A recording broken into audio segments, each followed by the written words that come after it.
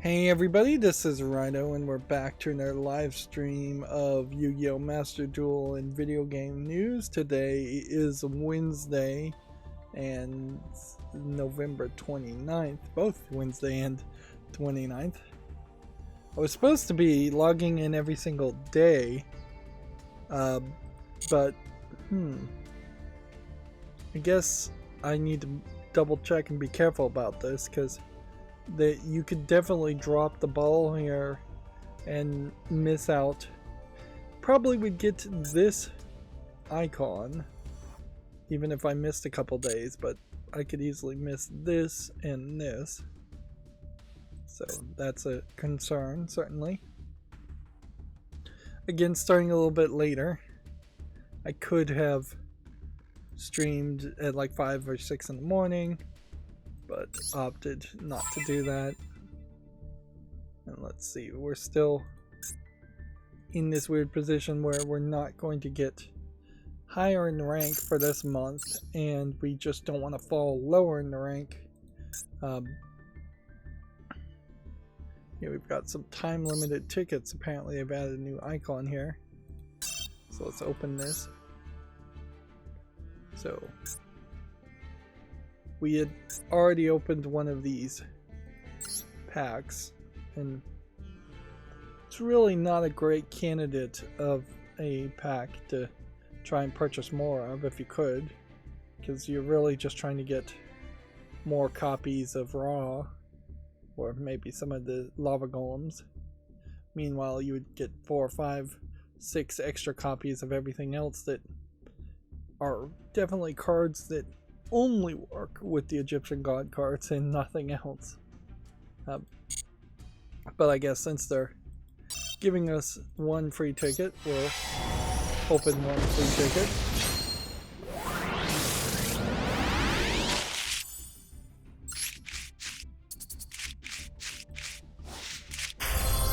Let's see.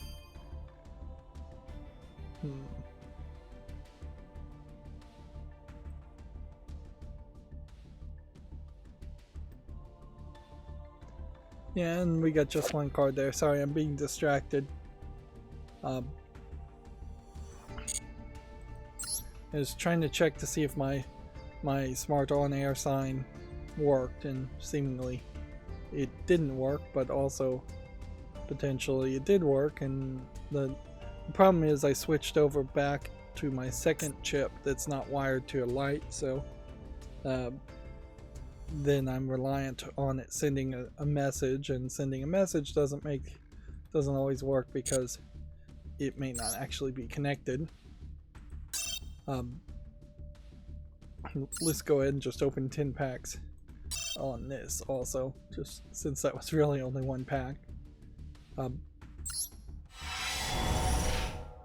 As I was working on the instructions for my smart on-air light, I went down a new rabbit hole, and that's going to happen definitely. This is just part of the process of you bake something, then you rebake it, then you bake it again, then you bake it again.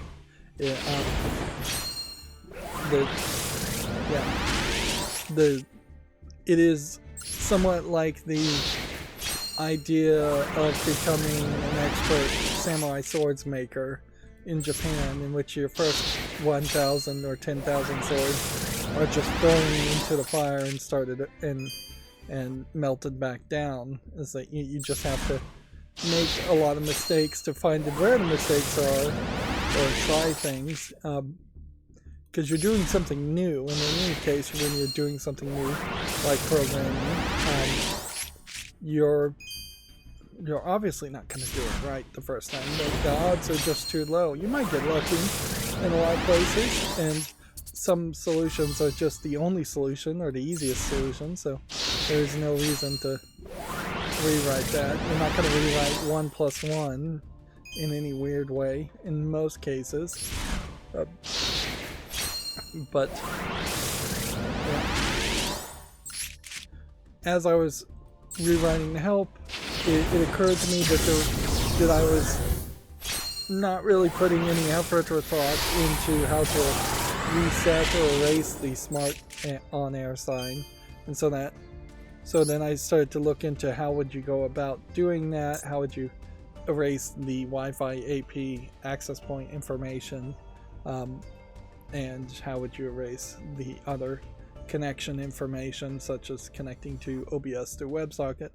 And there's supposedly supposed to be a callback when you reset or erase things, but the callback doesn't seem to be called, which I've noticed several of the callbacks in one of the software libraries I'm using doesn't actually seem to activate when it seems like it should, or it's activating not based on clicking a button on the web interface, but perhaps activating if you call the function in the code, which is not anywhere as helpful. It definitely seems like it should be activating when you click the button, because there is an erase button and it will erase the Wi-Fi access point information, but it won't just by default erase.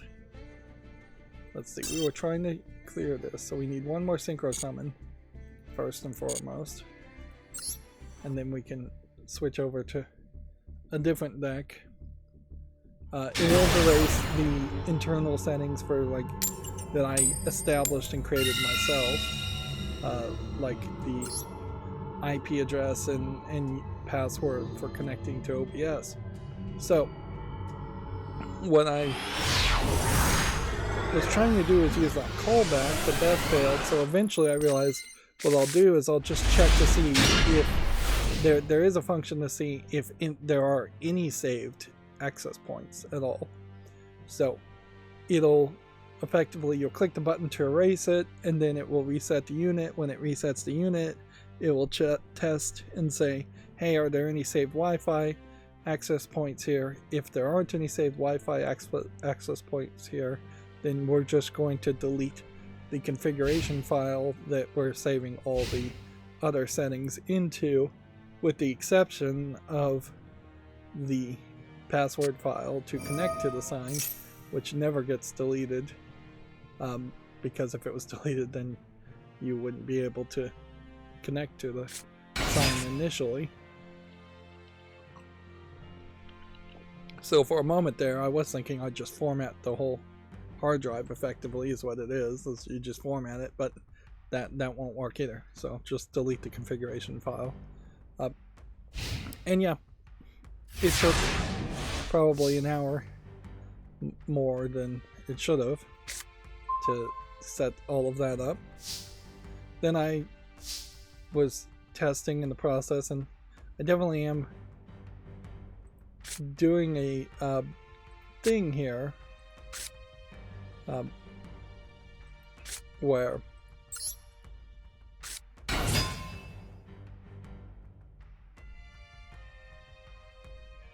that was kind of weird.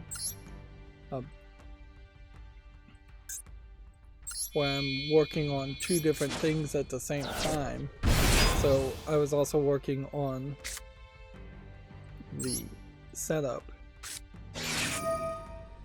of how to input the hotkey. Now, over the whole Black Friday, Cyber Monday, which Cyber Monday came and went, very few things were purchased, and Black Friday, same deal. Had already spent a decent amount of money on the Amazon Prime Day a month earlier, so no surprise there that there really wasn't that many deals to go. But I would say in general, it did feel like it was a pretty bad year for deals overall, particularly on Amazon with their lightning deals, and that I think is just consistently becoming the issue, is that the deals are getting worse and worse. But I didn't see any other slickdeals.net deals that were particularly that good either. Weirdly, I saw what are called CPAP breathing machines for people with sleep apnea and things like that on sale, but you need a prescription to get those. But I saw 2 or 3 stores selling the ResMed CPAP machines, which probably means that they're going to come out with a new version of it.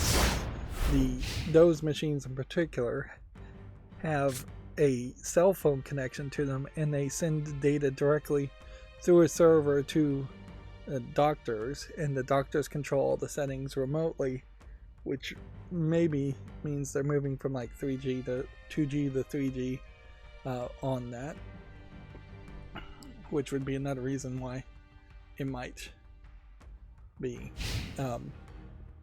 on sale. But for a medical device, you need a prescription to be on sale. Is a very rare thing, and for that to be the most noticeable thing on sale, that's a weird situation.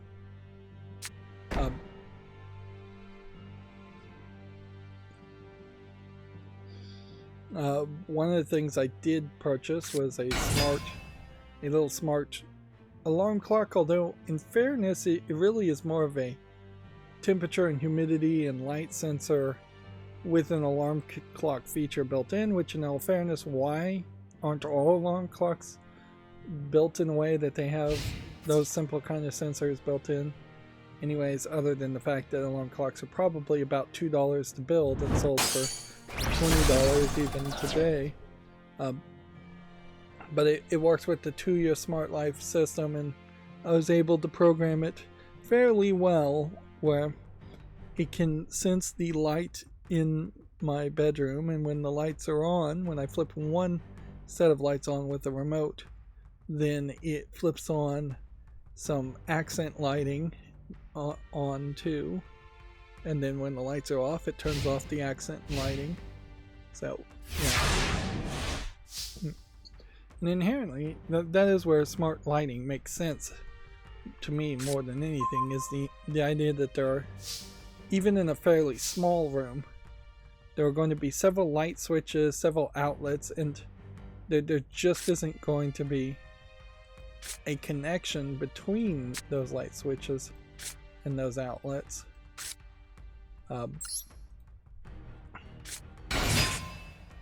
And as such, you either are going to have to flip several switches or have outlet remotes added. Like, I have 2 floor lamps in my bedroom. One is in, let's say, the northeast corner, and the other is in the southwest corner, and they have to be on special outlet remote sensors that aren't smart, just so I can press one button to turn on both of them. Otherwise, I'd have to walk diagonally across the room every time I wanted to turn them on or off, which sounds like very little work, but do it multiple times a day and it's not great. Or do it right when you're waking up, and it means you're stumbling around in the dark, having just woken up. Remember, we're trying to synchro summon here, so I might go out of my way to not win this hand yet. Although, in all fairness, I really should just take the win and move forward.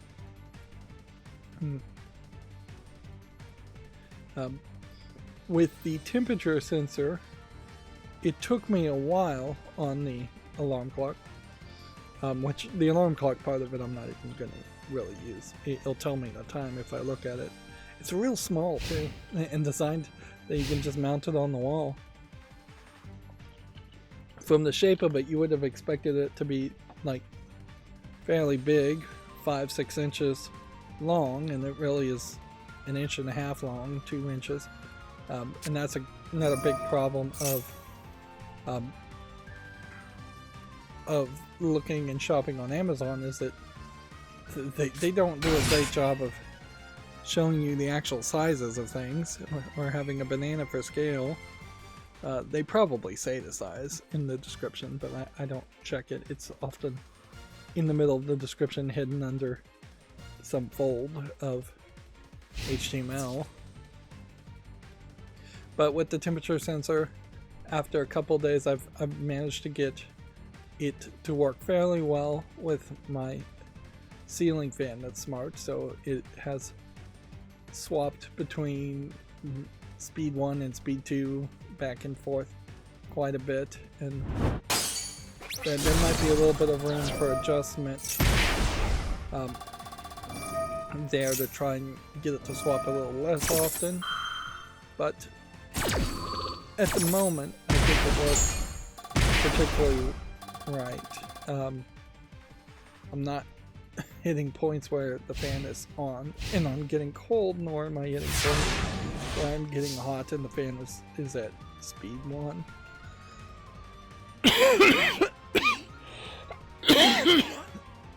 Of course, the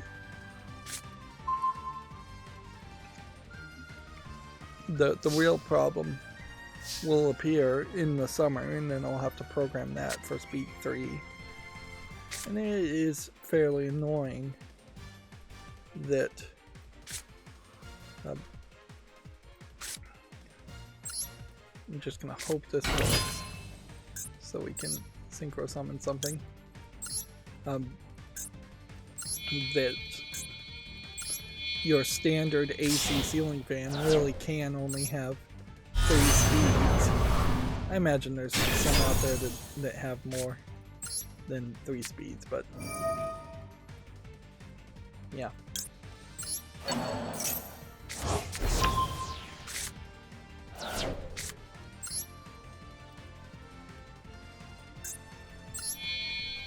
But yeah, a DC ceiling fan, a smart DC ceiling fan with 10 speeds, which is what I have installed in a different bedroom, is just way better of a deal. Way better of a product, of an idea. In all fairness though, even though this clock goes to a 1 decimal point on the temperature, which is nice because most things don't. Even the Ecobee, which is a pretty poor product now, 10 years later, because of the fact that it really just hasn't added features. It doesn't have a level of sensitivity, or at least it doesn't pretend like it has a level of sensitivity to go between 1 degree of Fahrenheit or Celsius. So we need a fusion deck now to play with. Which I'm looking for something that would have fusion in the name. But I wouldn't be surprised if none of them actually do have fusion in the name.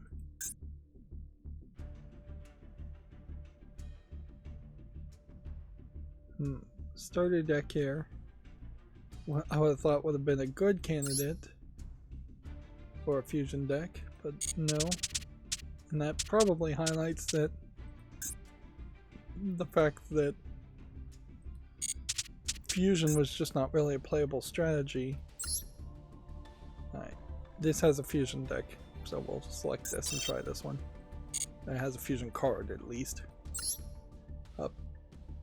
But yeah, for the most part, fusion gameplay was not viable even when you started, when this game first came out about a year and a half ago.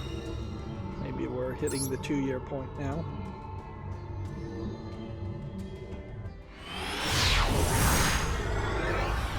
But yep, it definitely would take a lot more setup to have 10 different steps on a ceiling fan based on 1 decimal point of temperature. Now honestly, you may not want to really go with that. There is also a problem I have to admit with the Tuya app in particular, and there's probably a lot of problems with the Tuya app, in that even though it is 0.1 degrees that you can select to make a automation, the process of dragging the slider to get to 0.1 is not accurate enough. I'd probably have to say you need to install them on like an Android tablet. That way the resolution on the screen is just so big that when you're moving your finger from one point to the exact next point, it will only move 0.1. Because my experience is you jump around quite a bit and there's no way to just click on the number and type in the number, which is obviously what you would want to do, is that the number picker should just allow you to click on the number and type on the number. I suppose maybe I could hook up like a Bluetooth keyboard to it, and then maybe I'd be able to just hit the right arrow or the left arrow. That would be a quick disconnects here, and I don't mind that.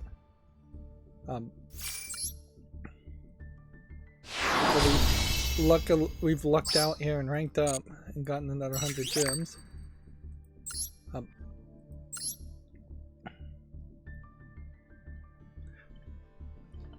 So to kind of wrap up the accountability section, which, yeah, I don't think I watched a lot of TV over the past couple days or otherwise. I'm still probably sleeping way too much, still playing too much Memento Mori on my cell phone,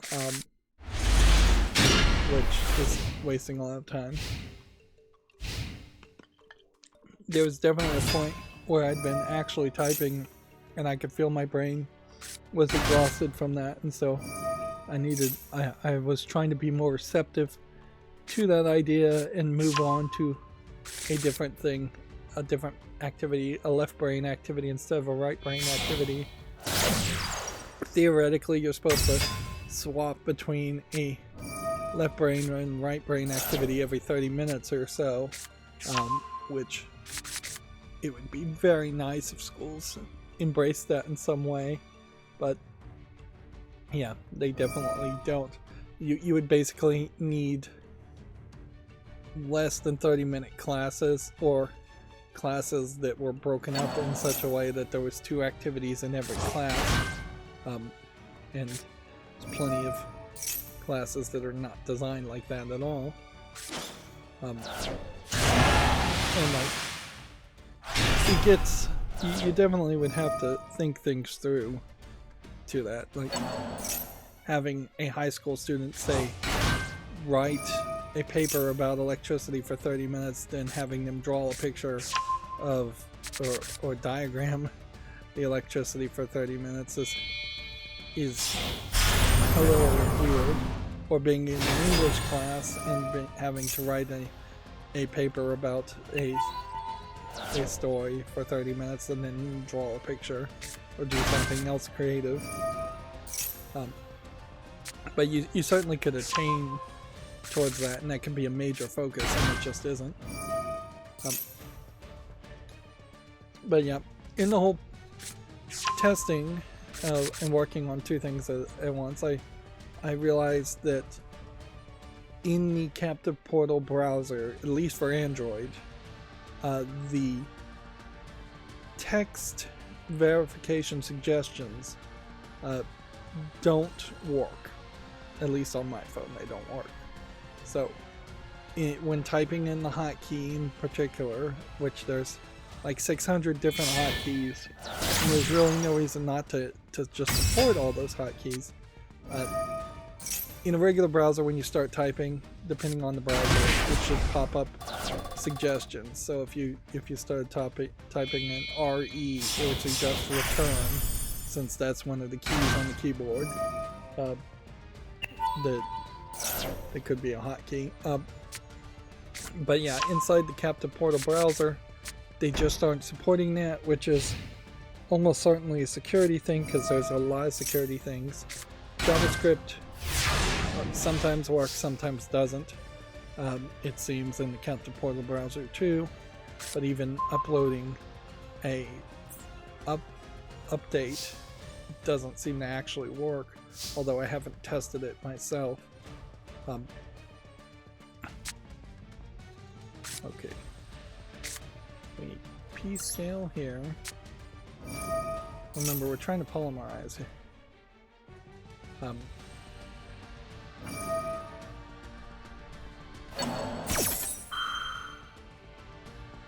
But because the text suggestion doesn't work, it became pointless to focus on having a pattern, a regular expression pattern,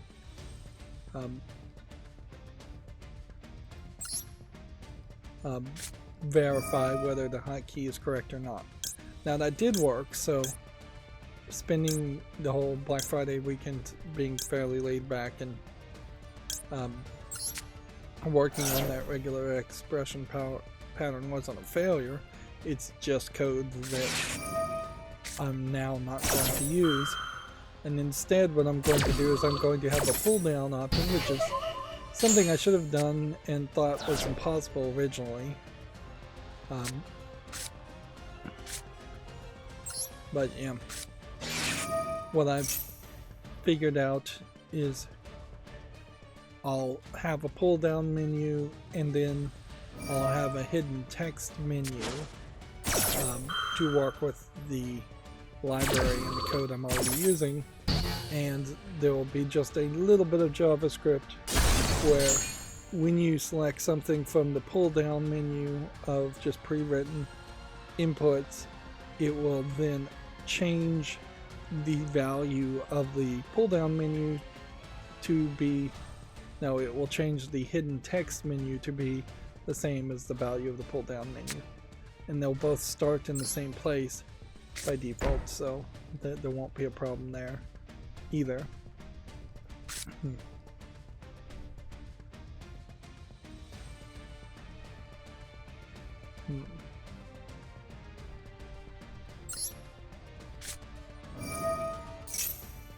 Yeah, we were looking for polymerization here, and we're not really getting it.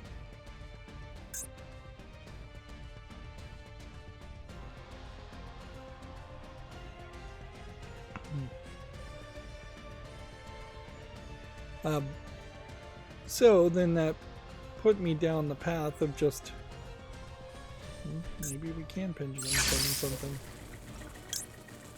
I guess we can pendulum summon this. See what happens there.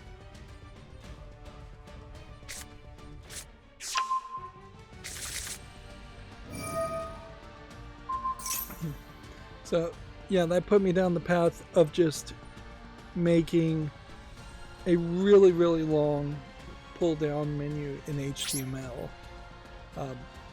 and just trying to move the hotkeys around to a more alphabetical logical system. By default, the hotkeys were in the order of how they probably are defined in ASCII, which is very close to the order of the signal that they would be sending from a keyboard, or at least originally sending from a keyboard. So like the first signal is probably just a binary 0, the second signal is a binary 1, 2, 3, 4, going forward and forward and forward. But that is not really a logical signal.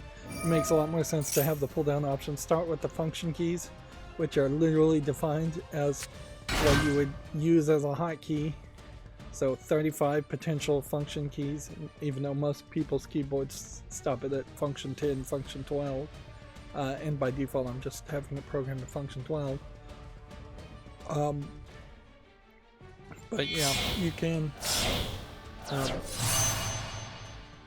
have the function keys, have extra mouse buttons. There's definitely like 20 mouse buttons you can have that have been established, and then move things that are less likely to be used, like a accented with a tilde is not likely to be something you would really use, so put that at the bottom. Or virtual keyboard inputs is, I think, less likely to be used. Asian language keys are less likely to be used. So I'm just trying to get it into order, and then things like the spacebar, the return key, the tab, things like that. Just put those in alphabetical and have them be in the middle is about the best process. Of course, that's just making me do a lot of extra work of alphabetizing.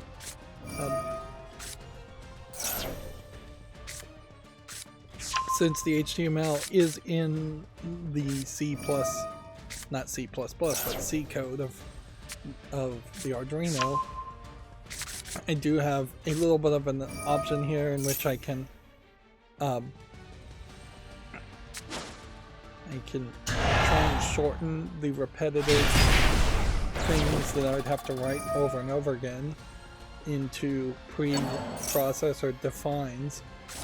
In C you can type hashtag, then lowercase define, and then you can write a label, in this case H1 for like HTML and H2 for HTML2, and then you can define the text, type in the text. Now in C you usually end things with a semicolon, but in this case you don't, because it's not really C code you're writing a preprocessor directive, of which define is about the only thing that you would likely use. And I don't know if defines really existed when I was taught C++, back in the day. It doesn't, I don't think it was ever taught as a thought. And I could see reasons why you wouldn't use defines, because the preprocessor is literally just copying and pasting before it builds the program, whatever text. So it is literally there just for the ease of the programmer. And in student projects where you're barely writing even a few lines of code, there's not a level of repetitiveness there that would make sense to use defines, although they really should do it. And yeah, so I'm in the middle of this process of fixing or changing the HTML yet again, or inputting the settings and alphabetizing. I'm just trying to take up the least amount of lines as possible using defines. And I'm still in the middle of a process of writing the help files and the instructions, the setup instructions. And a lot of that came around the idea of I wanted an erased version that could be reset, so I could take pictures of it without any settings in it to add to the instructions. Inherently, I'm trying to make two instructions, and this is all probably me rambling and nobody cares about it, but I definitely do have a concern here that A, I'm not going to really make January 1st as far as releasing the product, and B, even if I do release it on January 1st as a product, or starting January 1st, I have a real concern that this is just going to become the new focus, and making YouTube content in general may just go out the window. I don't want that to inherently happen, but also wouldn't be surprised. That's exactly what happens.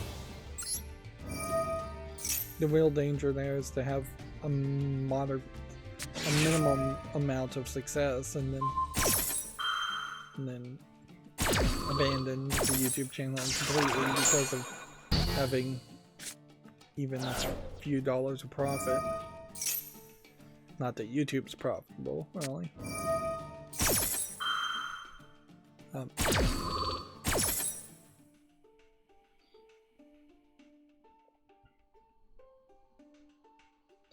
There are two instruction versions that I pretty much need to make. I need to make a print version, even though ideally I would like to not have to print out instructions and include them, but honestly I question how I could get away with that, because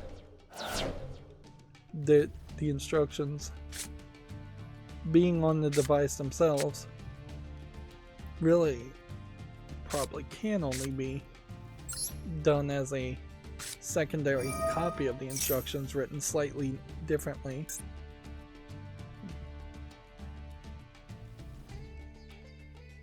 Hot eyes.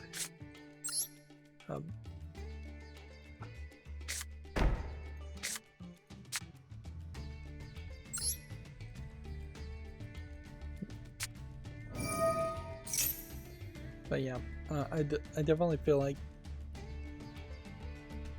I'm probably gonna have to have a print version of instructions, and I'll just print those out myself for the beginning, and then eventually you might want like a glossy paper version, probably in color. And I imagine the reason you do glossy paper is just in case the device gets slightly wet in shipping. Okay.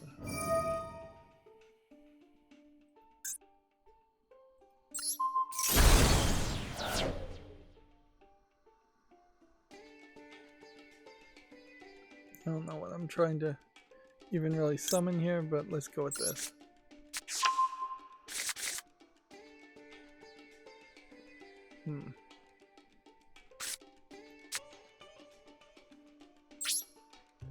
Well, that didn't work.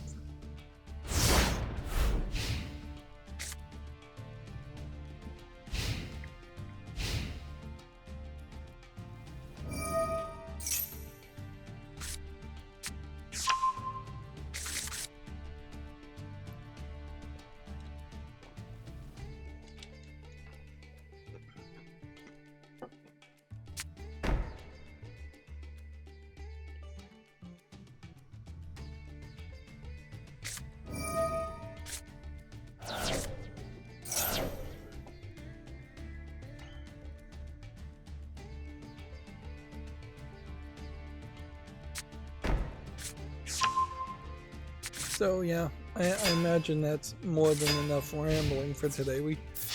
I started early on Monday as far as live streams go, and so we didn't really cover that much news or that many new games. I wouldn't say that there's really a ton of new games even now, even though my macro kind of messed up and opened a bunch of games we've already looked at again, but I do think I fixed that.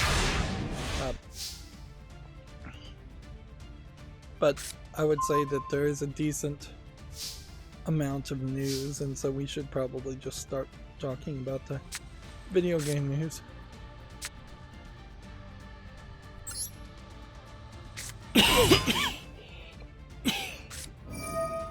These pendulum summons, if I needed to do them, aren't even really happening that easily.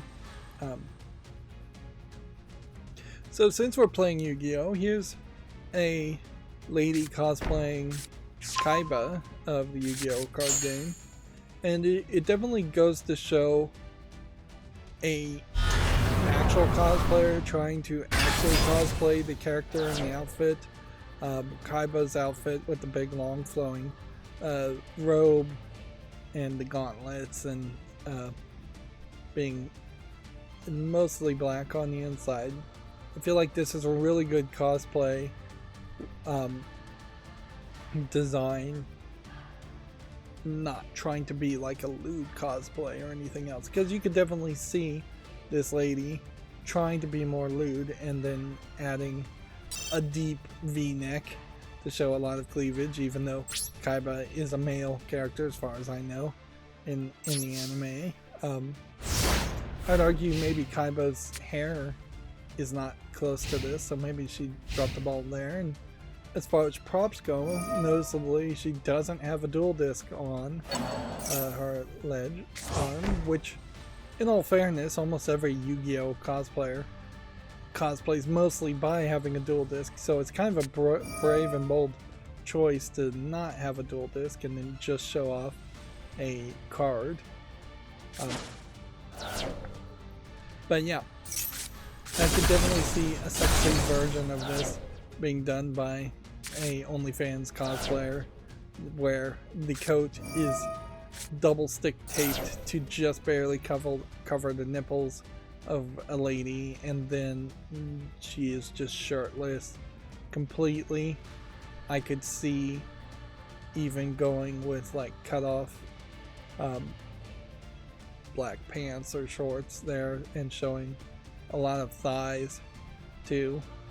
and then you could easily have a sexy Kaiba cosplay. And I have to definitely applaud not going in that direction.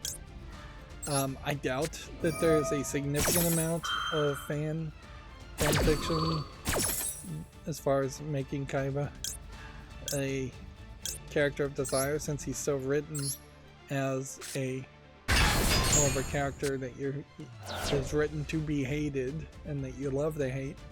I imagine there probably is some story out there where Yugi and Kaiba get it on.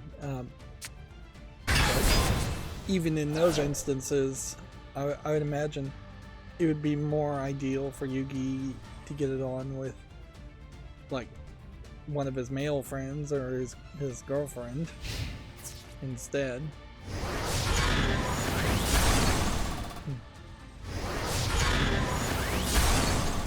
Yep.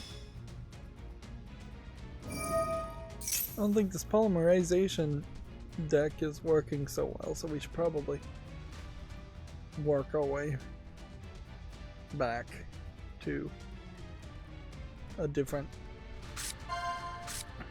try a different deck.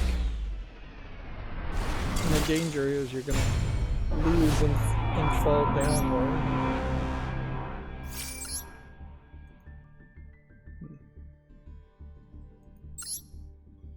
Theoretically, I could try and build a polymerization deck, but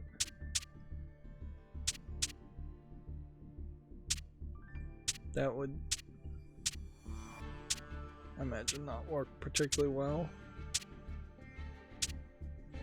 Power of the Dragon. Let's see if there's polymerizations here. Yeah, this one does have it, so let's try that one.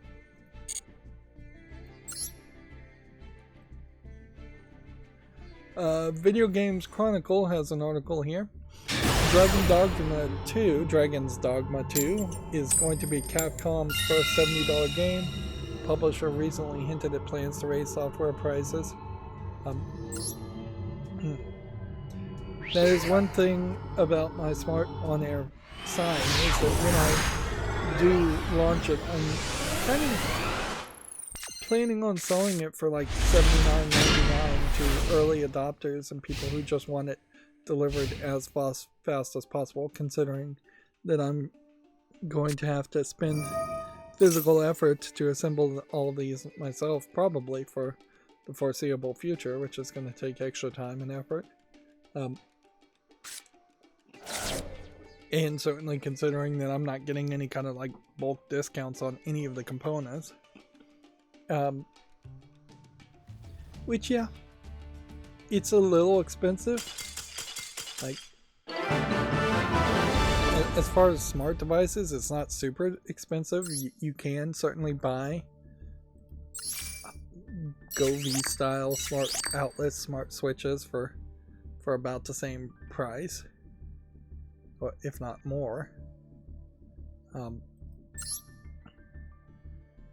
But also, for the initial early adopters, you have to set a maximum you're willing to sell it, because nobody's going to tolerate if I came back and said $99.99, which I think would be far too much to ask.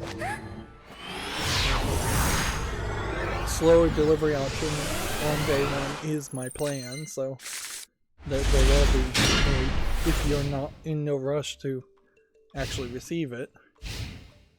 And a lot of that price can go directly to shipping, so if people are paying the shipping themselves, then I can remove the difference, just a one-to-one, subtract the difference of what the shipping is, depending on what website it's listed on and how that goes.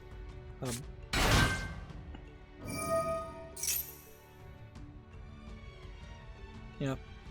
I've also given some more thought to the idea of a third generation product where it was more flat packed, and honestly I think the only thing I could really do is 3D print the 6 faces of the sign, and then interlock them that way. And Like, so I could potentially flat pack it down into not being a box, but instead being just a bubble wrap package mailer if I 3D printed all the components, which would mean I would need to buy a 3D printer and incur that major cost, and that would just be a big investment, and I'm not sure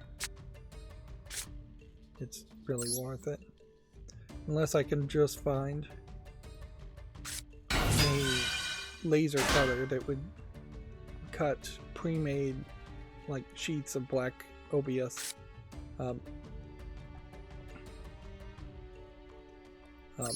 or ABS plastic, which that might be doable, but it may not be doable because cutting melting ABS plastic also produces toxic fumes.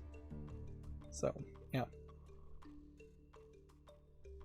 a laser cutter cutting 3D plastic, ABS plastic, or something like that makes a lot more sense than than it does to try and 3D print the whole thing. And honestly, I don't know if that really is going to end up creating any savings at all for anybody, or if it is just going to be a do-it-yourself project that nobody really would want to do themselves.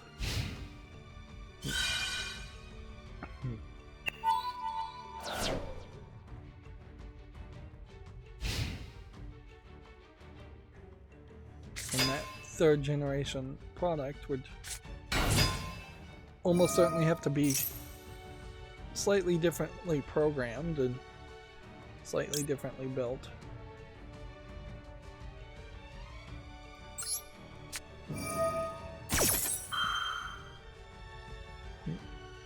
I generally, to get back to the news, though, I don't personally like the idea of games being $70, but I'm also not really in the group of people that pays $70 for games, or even was paying $60 for games. Or, arguably, I'm struggling in the past couple of years to even be in the group of people that are paying anything for any new games or buying new games at all. I am quickly falling into the category of somebody who just doesn't buy video games because I have so many old games already to play. But yeah, and I wouldn't be surprised if that is the general gaming audience, is that increasingly people are falling further and further behind, and as they fall further and further behind from playing the newest video games, they are getting increased savings, and the group of people who are pre-ordering and buying games on day one is getting smaller and smaller. That could be a bad thing, certainly, though, because you may very well see games that increasingly push day one launch promotions and games as service things, and are increasingly just targeting whales, like mobile games are mostly targeting whales. And once a game loses its 2 or 3 whales that are spending hundreds of dollars of microtransactions on mobile games, the games get shut down. So we might see games having online services added to it that don't really need online services, and then them being shut down as soon as the people who pre-ordered or stop buying DLC or stop buying in-game content. And increasingly it may just be a perception shift in that we'll see particularly Japanese companies like Capcom say Dragon's Dogma 2 is a failure because nobody buys it in that initial launch window of 6 weeks to 6 months, whatever number they pick, and thus they are just not going to be motivated to make another Dragon's Dogma game, or they're going to lay off people, or they're going to shut down just because of a potential bad business deal. If supply and demand actually work the way it is preached, and preached is the right word to use there, then the supply of cash that gamers have, that extra bit of money that people can spend, is only going down. So the demand should be going down, and as such the price should be going down, but it never actually works that way. Prices and inflation only go up and never go down. If you do see the price of things go down, it's because the world marketplace value of your local currency, whether that's the dollar or the yen or whatever, is lowering to the point. We've seen that most recently with the British pound, in that there definitely was a time 10-15 years ago where the British pound was worth $2.5 US dollars. Now it doesn't even seem like a British pound is worth $1 US dollar.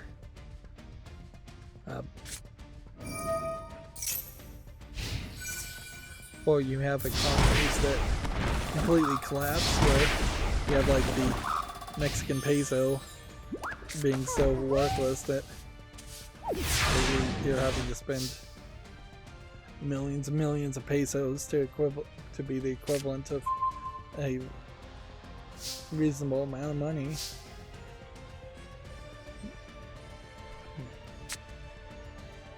And noticeably, to wrap up this rant, which isn't much of a rant, I'm not too passionate about it, because again, I'm just not going to be buying Dragon's Dogma 2 at $70 anyways. There has just been no justification, no explanation as to why a game should be $70, other than they say it should be, and that they plan on raising the prices. If anything, as we move to this next story, there's the opposite of explanations as to why video games should be more expensive, because the next Video Games Chronicles article says that Embracer has laid off 50 at the Chorus developer, Fish Labs. The German studio is understood to be the latest effect of company-wide restructuring. Now, in all fairness, Chorus I don't think was received particularly well. But yeah.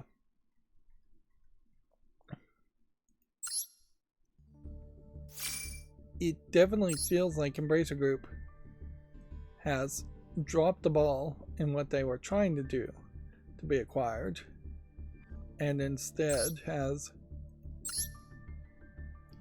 decided that they're going to just lay off almost all their staff and become this company that just has a bunch of IP and maybe a small elite group of programmers that they can sell off at a cheaper price. Which, yeah, I guess that is the decay mentality that you can embrace if you're trying to sell your company, which is seemingly Embracer's only real plan or goal.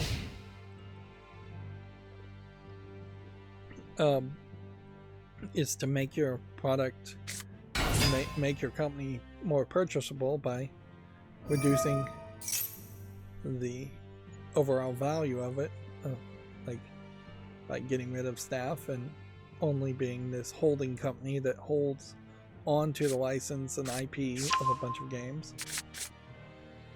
but doesn't really have the staff or the people who would have actually made those games or sequels to those games. And yeah, I can see Microsoft swooping in and saying, alright, Embracer Group now is a viable thing for us to acquire, because we are going to only be acquiring a bunch of games to put on the Xbox Game Pass, and we're not acquiring a bunch of staff that we'd have to continue to pay, and we can just then hand some of that IP to the already huge amount of people that Microsoft employs to make new games. Although in all fairness, the current people that Microsoft employs to make games don't feel like they're that efficient at it, that this is the elite team of programmers. Double Fine is kind of a great example of that, in that they've been with Microsoft for a while and they're not churning out double their amount of games they normally would be churning out. ZeniMax, Bethesda, perhaps releasing more games than they used to, but still not working twice as efficiently.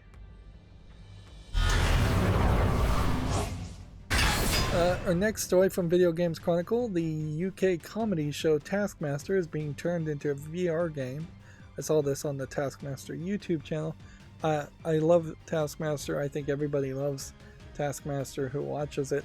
There are many spin-off Taskmasters from other countries, with the US spin-off being the one exception where it really failed miserably. Although in fairness, I would say a lot of the other spin-off shows don't have anywhere as many seasons as the UK original does, and in part that might be a case where, like, the Taskmaster New Zealand group of actors that they, or comedians that they could have on the show, is just really fewer people, so you can only do 3 or 4 seasons before you've done every comedian in New Zealand that you can convince to be on the show. For a general explanation, this guy, who is comedically referred to as Little Alex Horn, which in VR they have drawn him and animated him to be smaller than he actually is. He is this guy who plays the Taskmaster, is a comedian, and he's about 6'4" or so. He's really tall, but this guy is like 5'11", something like that, so very average height. Anyway, this guy is actually the producer and created the idea of the Taskmaster to just irritate and harass his comedian friends. And so he makes these dumb tasks up, the producer guys, presented like this guy is actually making him, when this guy really is just a host. And he's funny, Greg Davies, but I mean, he really is not that involved and doesn't even really care, which is good. He's getting a paycheck, and that's fair enough. But they create a bunch of silly comedic activities for the comedians to do, and then the Taskmaster gives them some arbitrary points, usually on a scale of 1 through 5, but not always equally distributed, that one player gets 1 point and another player gets 2, another gets 3, another gets 4, another gets 5. Sometimes he'll give them all 0s, sometimes he'll give them all 5s. Whatever he's feeling like, whatever is funny. The points don't matter, really. In a lot of ways, it is, the tasks are written, but then the comedians are in a position where they are trying to solve the tasks and be funny at the same time, and kind of improv a funny solution there.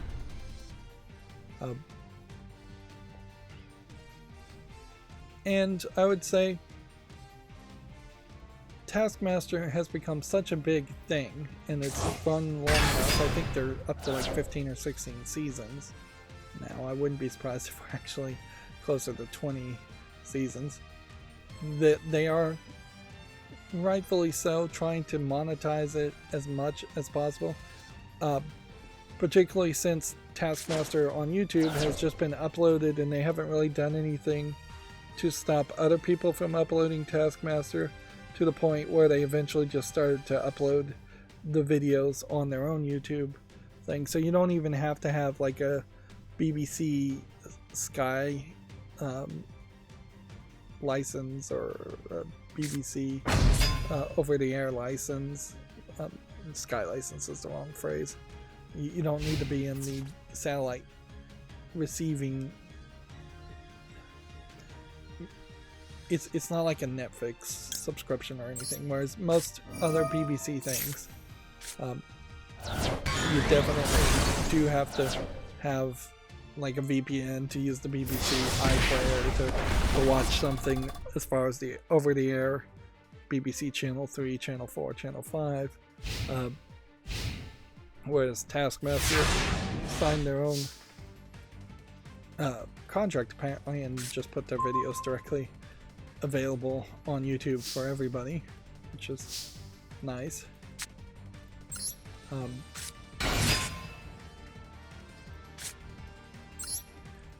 So yeah, at best they're getting ad revenue. At worst they're getting nothing from a lot of viewers. So that they've made like a book and an advent calendar and other things that they've tried to sell, and they're trying to monetize as much as possible.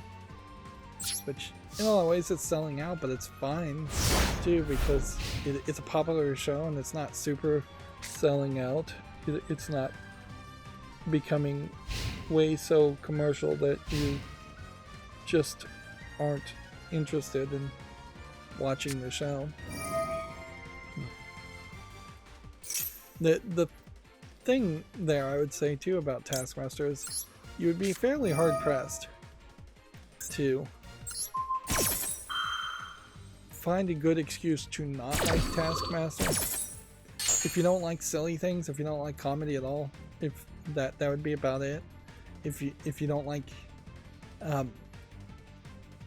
competition shows, even though it really isn't a competition show, that would be about it. Otherwise, I think you'd have a hard time disliking Taskmaster. I could see a case though where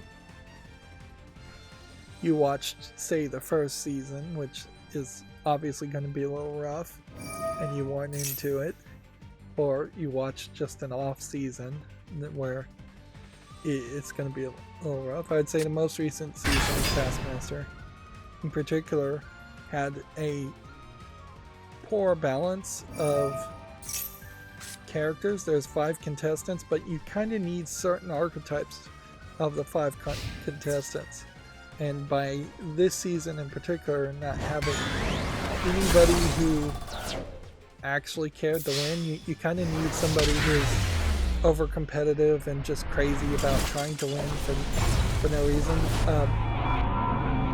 It creates a problem when you have 5 contestants and none of them really care if they win or not, to that extreme. You need somebody to pretend like they actually care, at least. Definitely not getting these polymerization summons that I thought I was going to get. But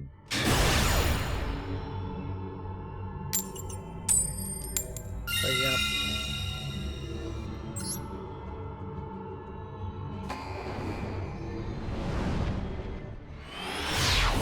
This season didn't really have that, and it suffered. I would say arguably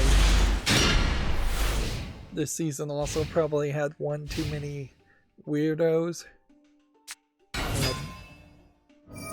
or it was perhaps a case that the 2 major weirdos on the series were too big of weirdos in the first place. When Taskmaster really is best if there's only one weirdo character, one crazy person that says wild and crazy things.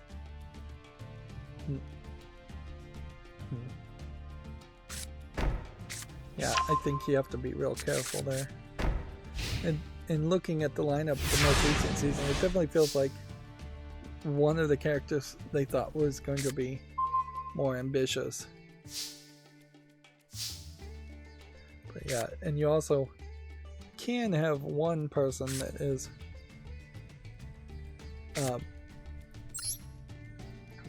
just completely aloof and doesn't care at all, but you have to be very careful about that too. I'd say that one of the characters in this season was very much too aloof.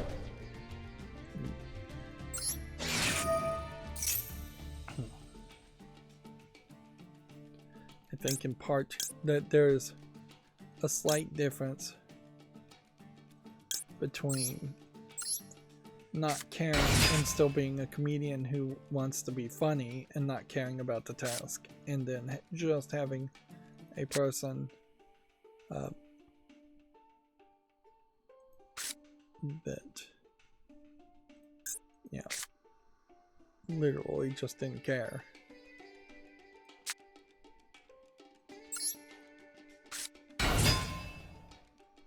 At all. Yep. Still not really doing anything here.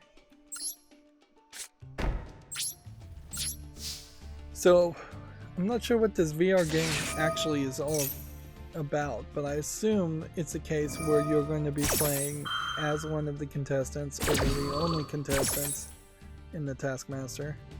Like, they really just put this one thing here, and they said go to Steam and maybe we'll check it out. It's going to support MetaQuest 2, MetaQuest 3, and Steam VR.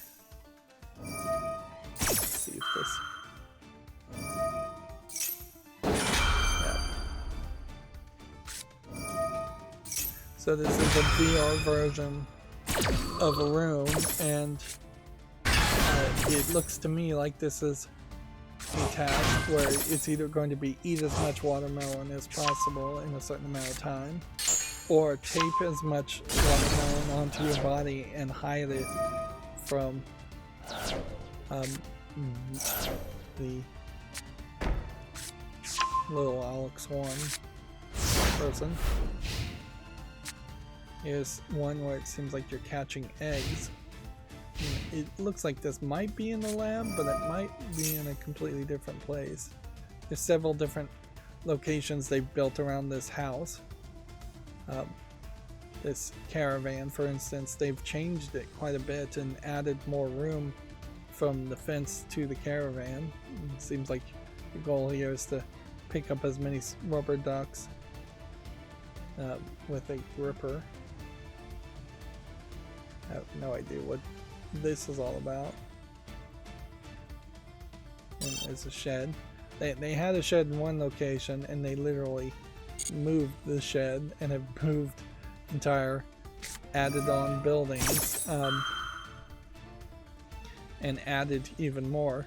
So the location is getting crazier and crazier as they're moving things back in this corner. A lot of times they moved a shed over here too, to add more things, when it arguably would make a lot of sense to get rid of the shed as a concept, since it's not really being used that much.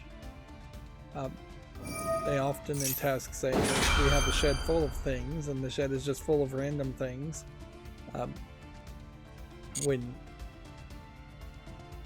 arguably you maybe just want to hide things in the house itself instead of just having a shed full of ridiculous items.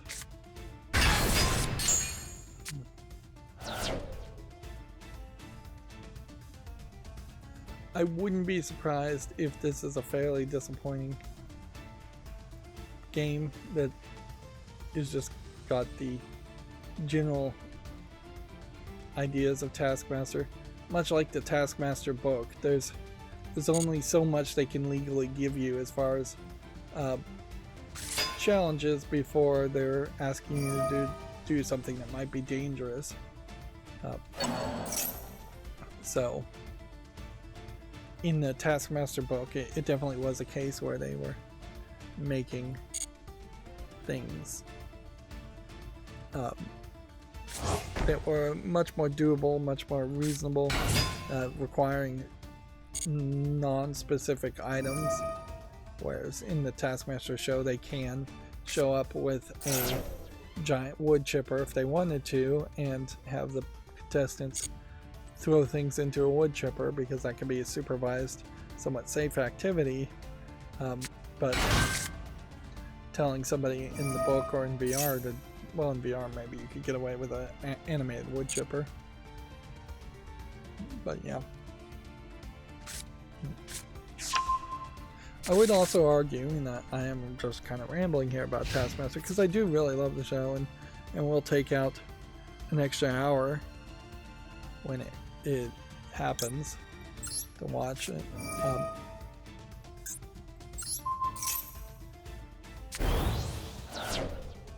But yeah, I think the show in a lot of ways is probably better watched and watching the comedians than it is being watched, being recreated, because there definitely have been a couple of groups of friends, comedians, college kids, who have tried to make their own Taskmaster show, and it really hasn't felt like it has been anywhere successful, just because the comedians doing something silly adds to about 70% of the entertainment value there. And if you just have normal people trying to solve the tasks in normal ways, it loses its entertainment value very quickly. Again, just trying to find something here which might have polymerization in it.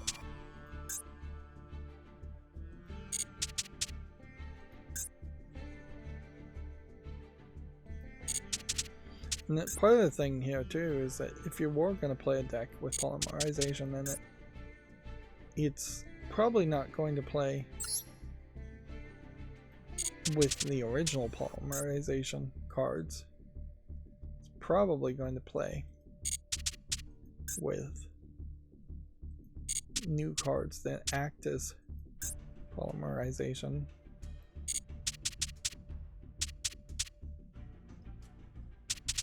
Yeah, I'm just not having any success, so let's just go back to Zodiac Tri-Brigade and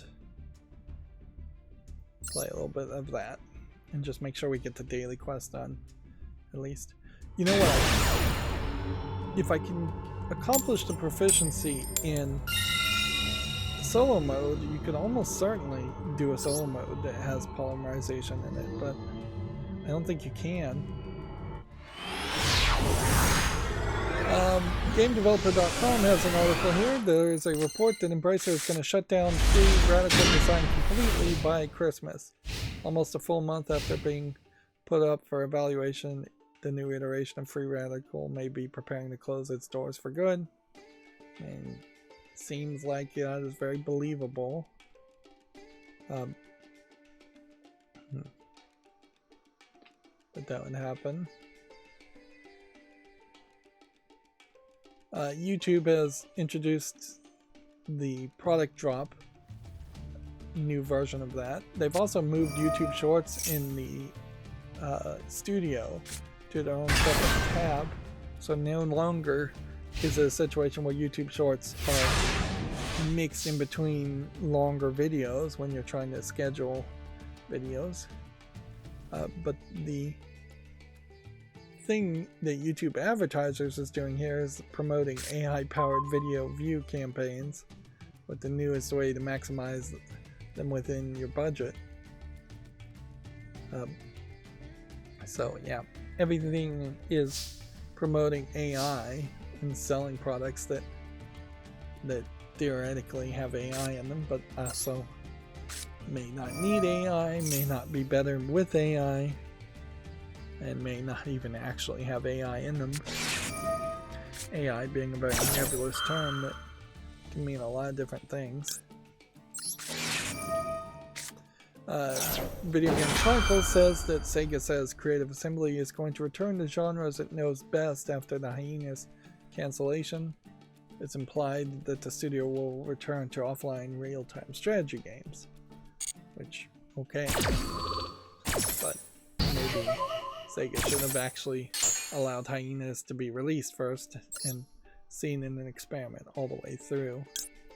I mean, you really can't have any respect for anybody, scientifically speaking, to not see an experiment all the way through to the end. Although in game development, that is pretty much what happens fairly often is that you'll have projects secretly cancelled before they ever are actually released. But in particular, you don't do that when you've already announced the game.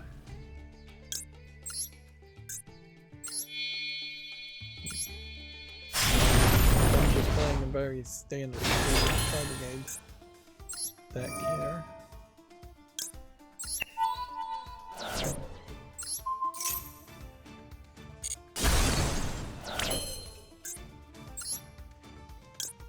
Summon this one too.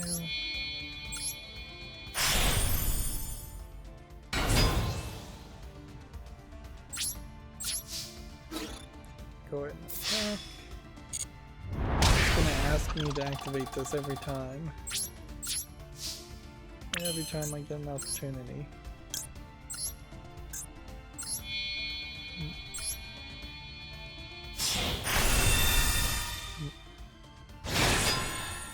It's probably a mistake to do that. Put that there. It's thinking making I'd make room by doing this, but really don't need that extra room. And there is a slight danger of putting things in the extra, because there's one creature that can be special summoned using your creature.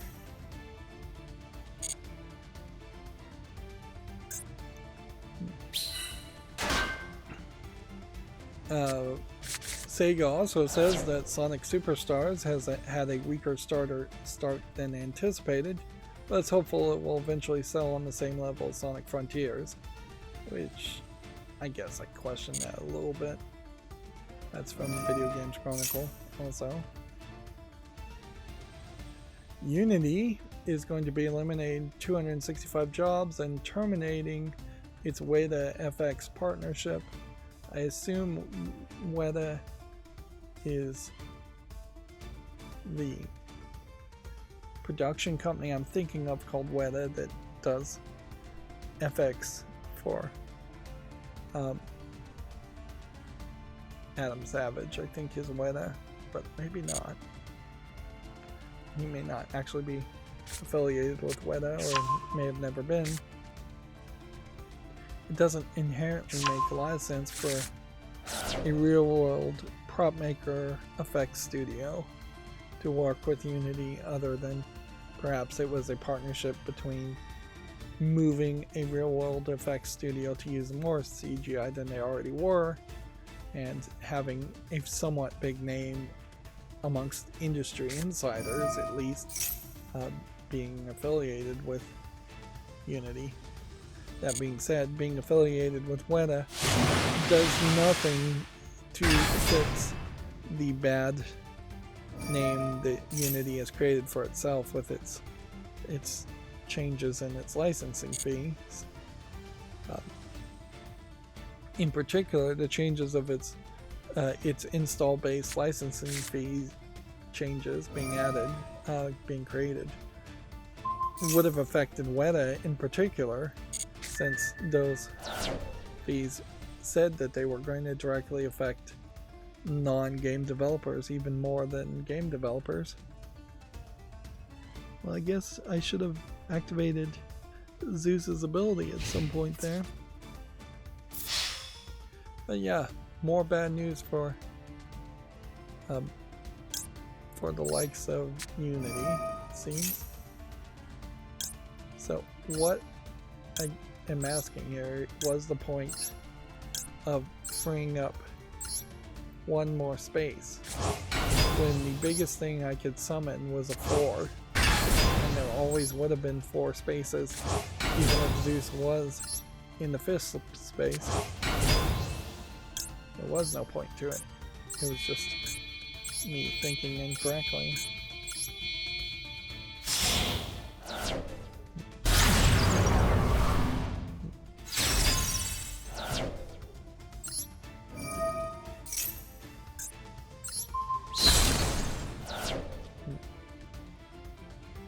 Video Games Chronicle says Microsoft has detailed the Xbox's November update.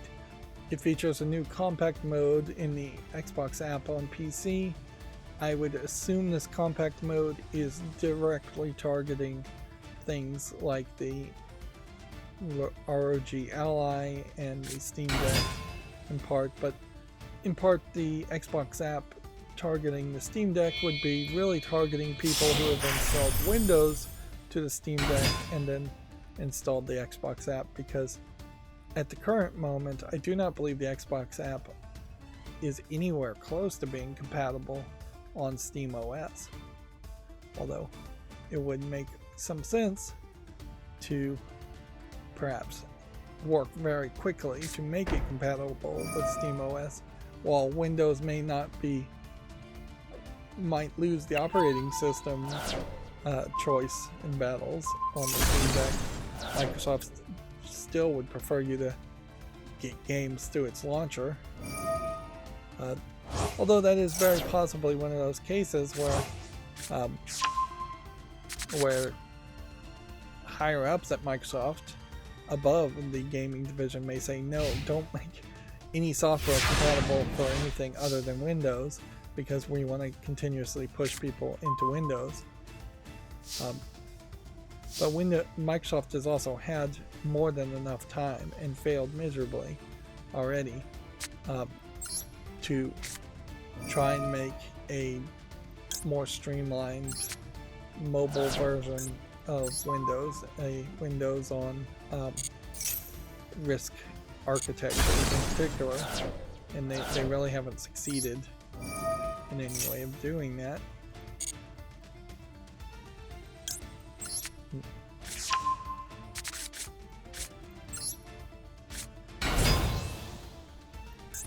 Let's see. How many cards can we banish? 4? We'll just go ahead and banish 4 then.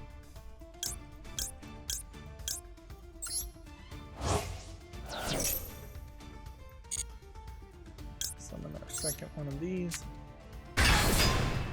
Activate this. Banish this. And attack. I could see 2024 being the year of handheld gaming as a concept. I could see that definitely being the year in which we see a lot of people who would make laptops and gaming laptops saying, hey, wait a minute, gaming laptops have never really been powerful enough to really be sold the way they are, and so let's maybe make portable handheld things that are much closer to the Switch, that don't have to be as powerful, but then we don't have to sell them like they are that powerful, even though it still very well might be a case that in 2024 we see 5 or 6 people making ROG Ally like computers, and then they sell them very much as being powerful and sell them for $2,000 instead of a much more reasonable $500, relatively speaking.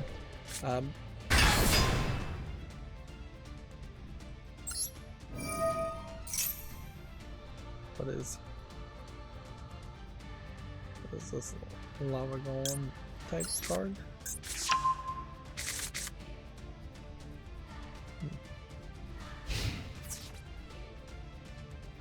No, I don't think it's quite lava golem, but I think it's somewhat like it. More modern take on that idea.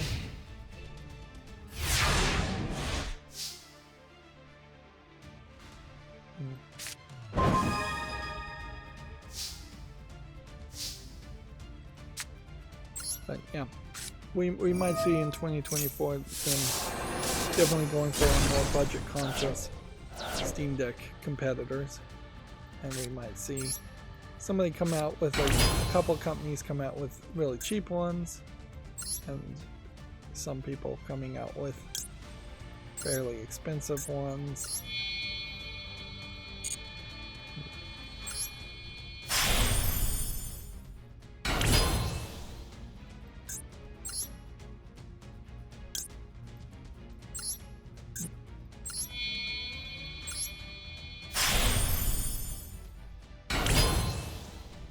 Do I have enough to win right now? Yes, I do.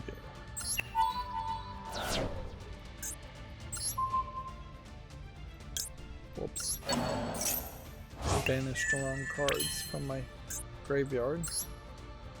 Doesn't matter. Still have enough to do it.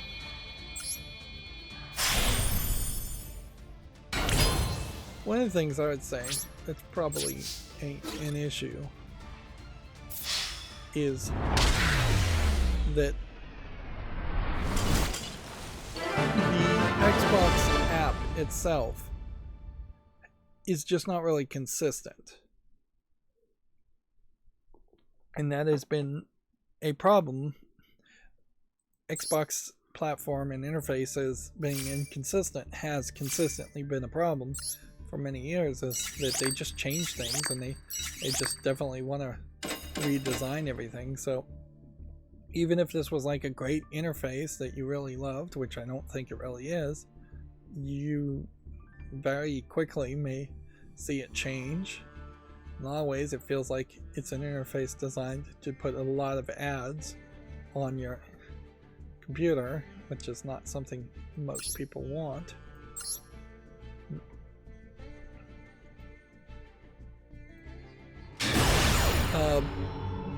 Daedalic, which most recently has been known for the release of the Awful Golem game and is still owned by that parent company that you could argue was the publisher that forced them to release and rush the Awful Golem game.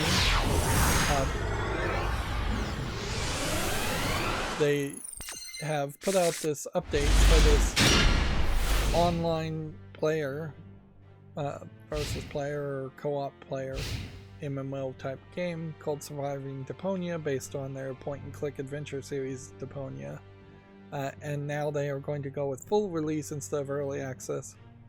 But my concern certainly there is that this is them being forced, or them choosing to rush out Surviving Deponia as a full product that might be very buggy and unfinished, or might very well just not be fun, instead of taking extra time and putting it in early access.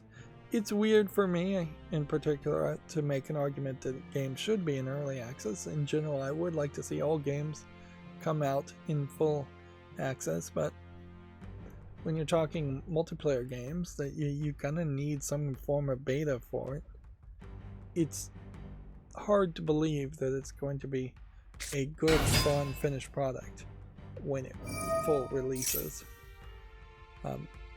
There's just no reason to put that level of faith into Daedalic Entertainment, who have only ever been slightly good at making point-and-click adventure games, and that's about it.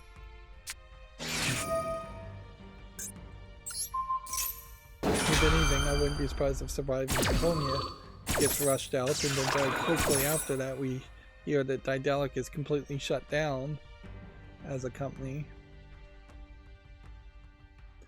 Let's see, GameDeveloper.com has this article. Gamescom is going to branch off to Brazil in June of 2024. Gamescom Latam marks the second spin-off of the annual Germany-based event, which now also includes Gamescom Asia in Singapore. So, as we see, E3 is failing to really happen, and PAX is not really expanding outside of the United States. Gamescom, the biggest event in Germany and arguably the biggest game event in the world now, is expanding, and arguably expanding to different locations in the world in a much more global mentality, which makes a lot of sense. I wouldn't be surprised if it's only a matter of time in which Gamescom just announces a Gamescom US and is fully trying to replace E3. That being said, announcements at Gamescom and the focus on announcements of new games never has felt very big. So it might very well be different from an E3. Although arguably all the events need to give up on the idea that they're going to have world premiere exclusive announcements. Pretty much all those announcements are going to be coming directly from directs from game developers, and at best you're going to have pre-shows that announce small independent games before events, and that's it. Microsoft, Sony, Nintendo, they're going to make announcements on their own schedule, which makes more sense anyways, and overall throughout the course of a year gives you more to be interested in instead of everything being crammed in the same few weeks period of announcements. You don't really need a video game announcement season. Even now, like, I couldn't tell you anything that was announced for 2023 as far as a big announcement. Yeah, maybe the Sea of Thieves game that they're still working on was yet again announced, and that's about it. The Rockstar co-founder Dan Houser's new studio, not Rockstar, which is a confusing thing here. Really, the headline here should be Dan Houser's new studio, or former Rockstar co-founder, but he's always going to be the co-founder. So it really should just be Dan Houser's new studio has revealed its first two projects. American Caper will debut as a graphic novel, which is not a video game, while A Better Paradise is going to be an audio fiction series. Which this Absurd Ventures company from Dan Houser is definitely proving itself to be a transmedia company and not a video game company. So yeah, a comic book that seems like it's not being published by anybody, so it'll only have a certain level of success, and then an audio fiction series which likely can only have a certain plateau of success also. This is not an impressive amount of announcements for me, but also I'm not a huge comic book fan, nor am I an audio fiction series fan at all.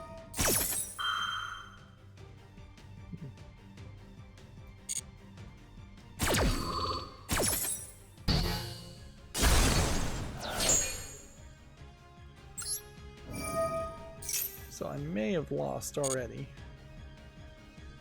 We'll have to just see how this plays out.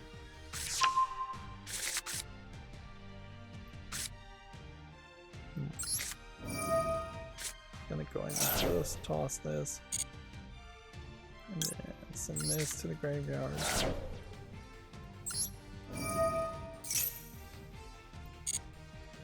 And send this to the graveyard.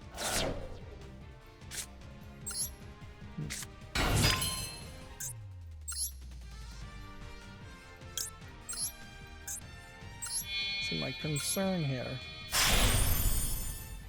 is that this character can multiple times per turn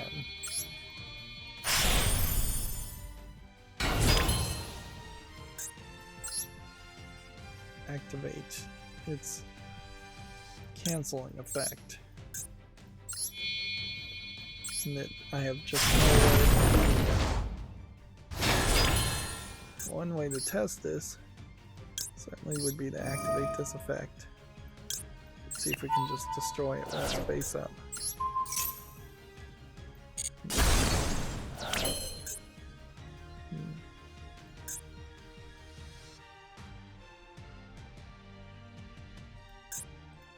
I think I just beat it. At least that's my hope. Let's see if that's true.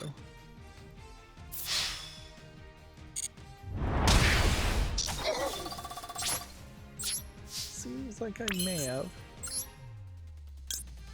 Again, I'm just playing here to do hopefully daily quests. It's really all I kind of care about.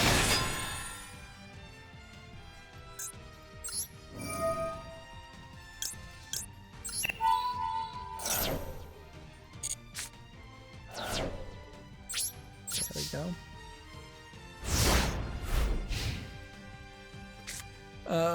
Sega, according to Video Games Chronicle, says that Yakuza and Persona mobile games may be coming, plus a Sonic and Angry Birds crossover, which, I mean, if you're going to do a Sonic and Angry Birds crossover, I would assume you're just flinging Sonic characters at towers in the same way you play Angry Birds. That would be definitely my assumption as to how that would cross over. Otherwise, you're creating a Sonic game with Angry Birds characters, which doesn't make the most sense.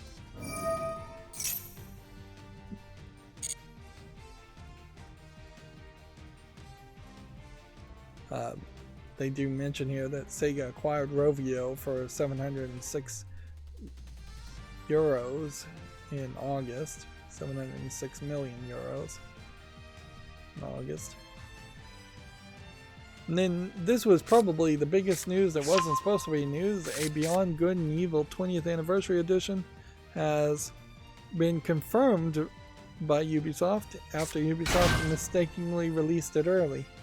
Publisher says that the game will officially launch in early 2024. Noticeably, this is yet another examples. No real announcements. Yeah, they say Beyond Good and Evil 2 is supposed to come out November 29th, 2023. Really? Today? No, that can't be true.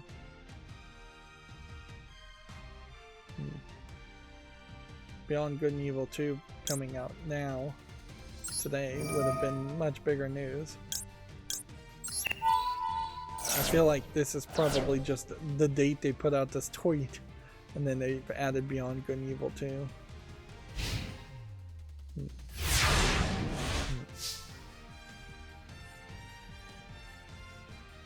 Yeah, Ubisoft has been planning a sequel to Beyond Good and Evil for the best part of 2 decades, but the project's development has reportedly suffered a series of setbacks, including the recent death of its creative director, Emile Morel. Which, yeah, that's probably not going to speed up the release of a Beyond Good and Evil 2. There is perhaps an argument to be made that with the creator of Bayonetta no longer at Platinum and no longer really in charge of Bayonetta, maybe there is a process there where a picky creator developer might be removed from the process, and then the chances of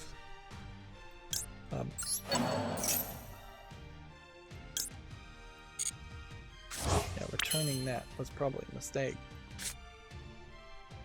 The chances of a new game, in this case Beyond Good and Evil 2, might be better if the people currently, or for the past 2 decades, who have been in charge of Beyond Good and Evil 2 are no longer in charge.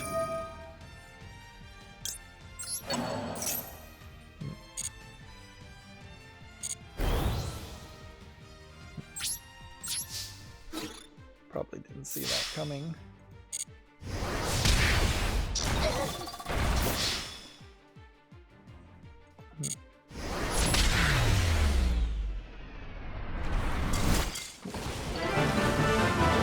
As for Beyond Good and Evil 1, a 20th anniversary edition coming out, it's a round number, so it makes a lot of sense to make that. It does also certainly make sense to interesting, just a random normal card as a reward. Makes sense to also remaster the game because it is a fairly old game. We have made no progress whatsoever as far as fusion summoning, though. We did luck out and get another 100 gems by leveling up. But yeah. As far as daily quests, we have none. As far as logins, I have 13 hours. And obviously I've missed quite a few days. 15 out of 30 days I didn't log in this month. spectating a duel live, and then just continuous progress towards the lifetime things. And then it's fairly insignificant if we receive the 30 things we've done here in the Game Pass. The Duel Pass they've really dropped the ball on. It's just not a real reason why you would care to even mention it exists. You'll do it certainly because it'll give you rewards, but that's the level of engagement you'll have with it. And see, my only hope here for a fusion, I think, probably would be to try and find some kind of tutorial deck where it is built around polymerization, which I don't think the tutorial deck here is even about that, so it's probably somewhere around dual strategy, dual training. I'd have to extra synchro summon, XYZ summon, pendulum summon, link summon. So well, you're already past fusion. Special summons,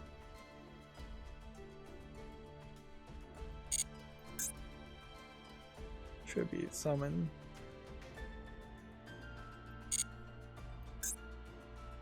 Yeah, there's just not a fusion element, it seems, at all here.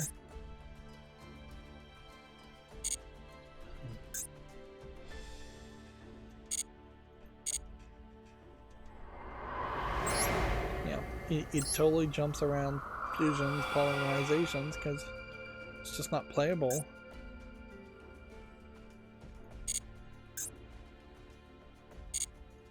Now, I'd imagine at this point you're getting into more advanced training concepts and not I'm just jumping through this quickly, so I may have overlooked something.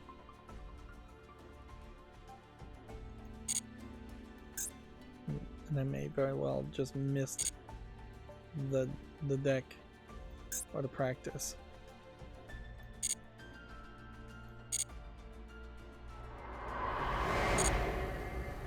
But as far as I can tell, it's not in dual training, it's not in tutorial. There is this dual restart.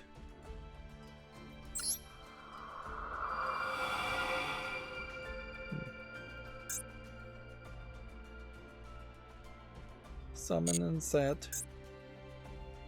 Traps and spells. Traps.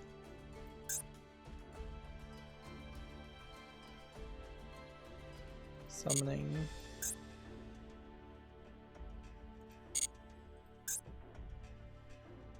I feel like this dual restart is something they added later to try and have even more tutorial. So unless I could just recognize one of these solo modes, even if this was acceptable as to how to get your proficiency passed, I would probably need to come down to this and play this here. This is... no, that's probably not the one you're looking for either. These are early decks based on the original Yu-Gi-Oh! Anime series. So we would be looking for a deck that could beat it. Actually, it might be this deck with this loner deck.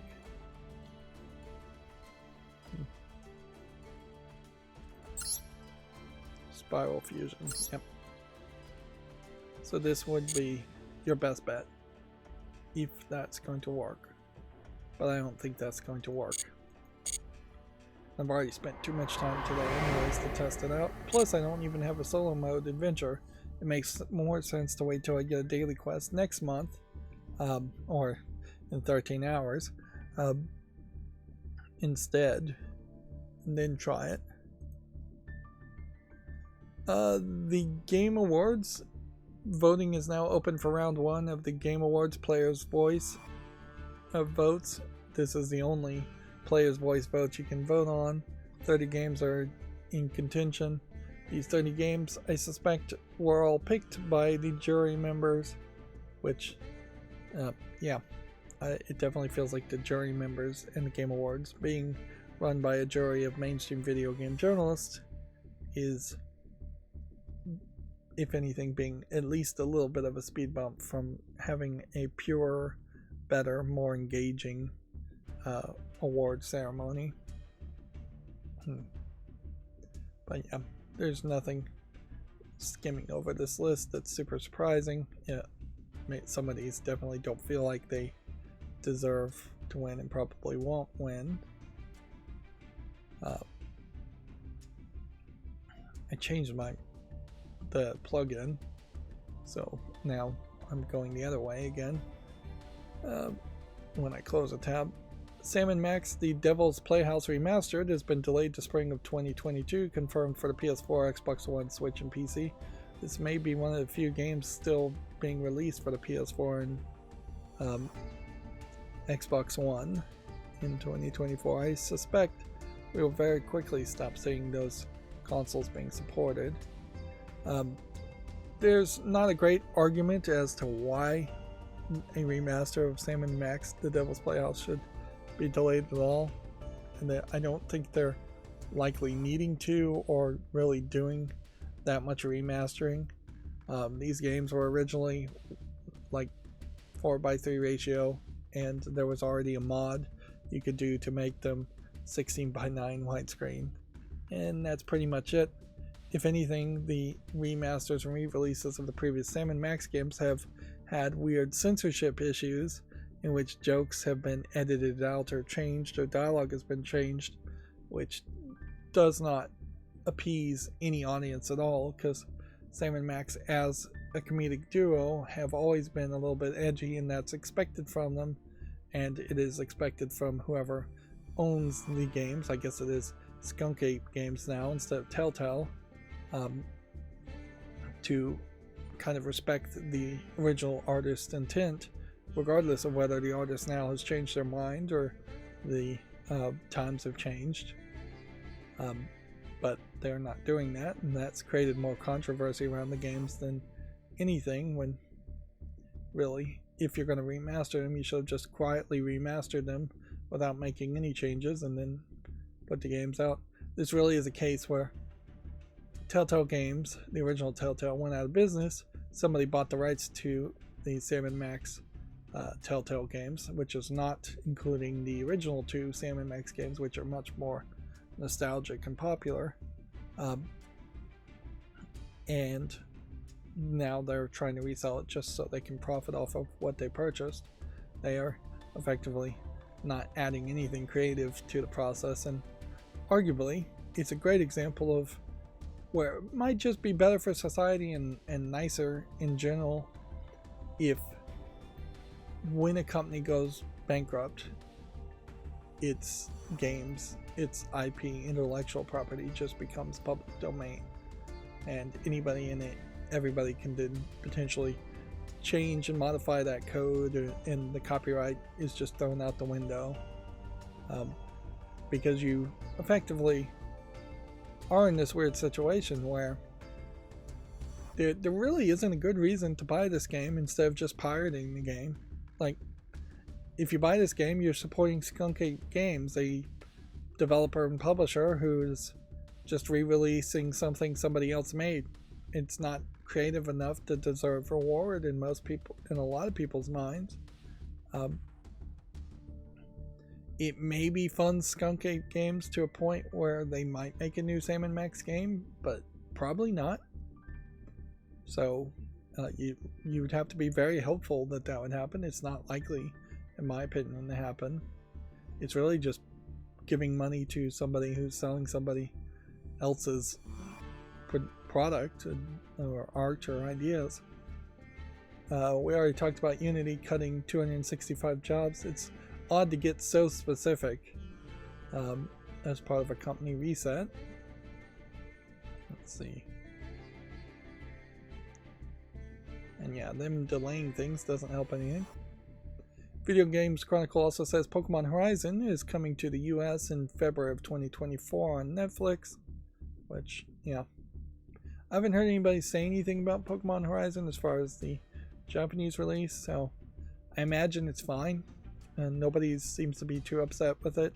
I imagine it is also a case that kids have been consistently watching Pokemon, but adult Pokemon fans have long since stopped watching Pokemon decades ago. So the original generation of adult fans of Pokemon. I wouldn't be surprised if Horizons doesn't go anywhere as long as the original Pokemon series. I wouldn't be surprised if we start to see visual animation styles shift and refresh much more frequently. I also wouldn't be surprised if nothing changes for another 20-30 years and they just continue to make Pokemon Horizons. Honkai Star Rail, according to Gamatsu, leads the Google's Play's Best of 2023 awards, but it is worth clicking here and seeing the full list, because I happen to know that there is a game I've been playing that has also won an award in Memento Mori. Most of these apps they're giving away are not video games and mobile games, and I think that probably highlights something. Noticeably here, Paw Patrol Academy is 3.5 out of 5 stars, which is not particularly high. So we're looking for read more on best hidden gems, best everyday essentials, best with AI, best for fun.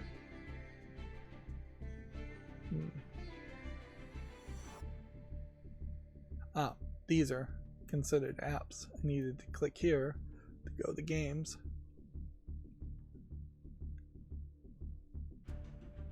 But is this now just selling me games? I feel like this is just selling me games. So let's click back.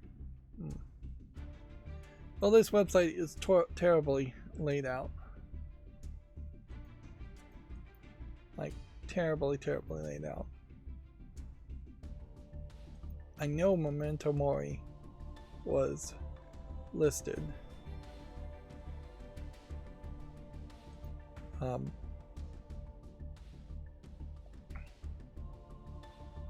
Maybe they were just honorably mentioned, or maybe they were just nominated, because Memento Mori was very much celebrating that and giving away free gems.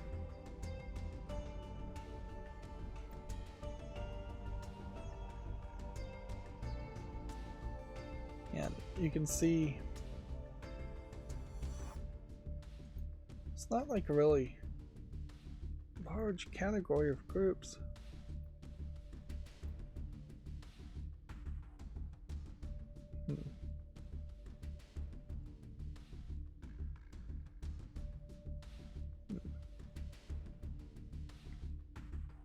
So where is this?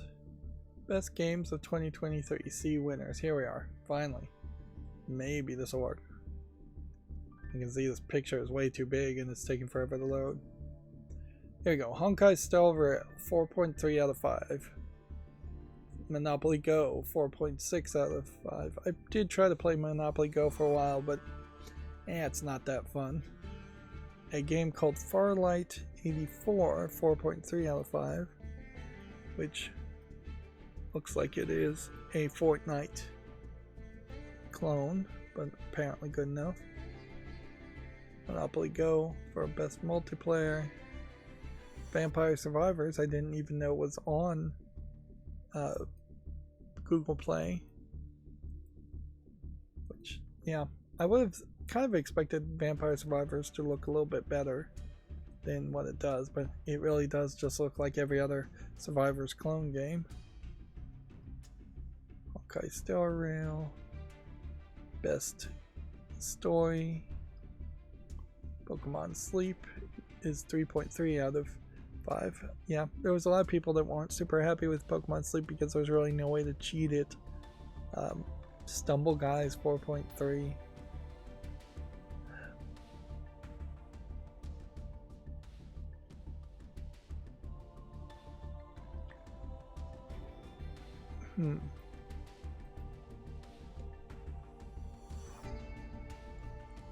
Yeah, I'm totally confused here.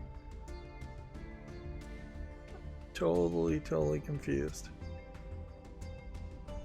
Like, somewhere in this terrible listing, Memento Mori has to be listed. Otherwise, they are confused. But when you actually go through this list, it just doesn't seem like it's there. So let me just search Memento Mori and see if I can find any evidence whatsoever.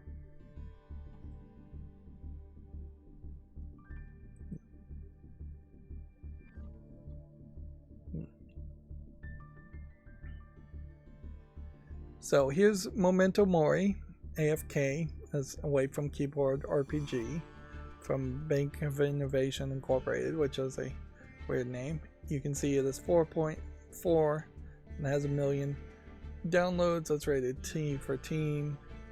It has this interesting art style in that it's more soft pencil sketch pastels and real inky blacks, more inky blacks even than what this is really showing there.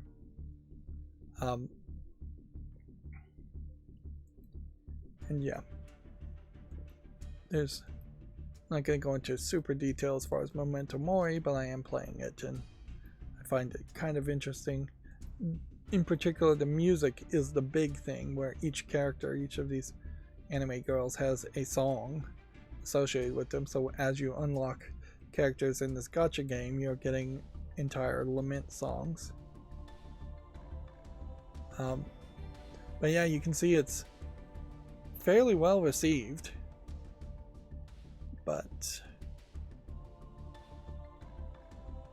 there is absolutely nothing on this page that says it has won any kind of awards.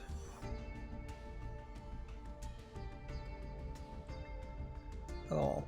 Yeah. And if we click the trailer, a lot of these gacha characters are bad guys originally. That's where this X on that character is about, is that she is the first tutorial bad girl that you defeat, and there are 9 more of them after the point. This is how the game actually plays, is that screen, but it plays itself. But there's less of a reason to actually focus on the gameplay since it is away from keyboard play. You control absolutely nothing on this screen. You can skip forward if you've unlocked the ability to skip forward, which is there, and you can speed up the play speed when you've unlocked that very early in the game. But you have teams, you assemble your team, and then you just let them go and they fight teams or individuals, usually teams, almost always teams in the main story, and whoever just happens to do the amount of damage to win wins. And there is a randomization factor in the damage, so very often you're not playing the game right unless you're skipping forward to see if you win, and then failing, then skipping forward again, then failing, and just playing the same battle over and over again 20, 30, 40, 50 times just to see if you are close enough. Now, if you happen to watch the game play and you're seeing all of your characters are dying in the first attack, and this character you're trying to defeat is not losing any health at all, you're never going to win. So you're just going to have to wait till you can level up your characters. But if you're getting the enemy character down to 10% or the entire team down to 10%, then there's a decent chance that you can get lucky and win. Doing critical damage is fairly randomized, and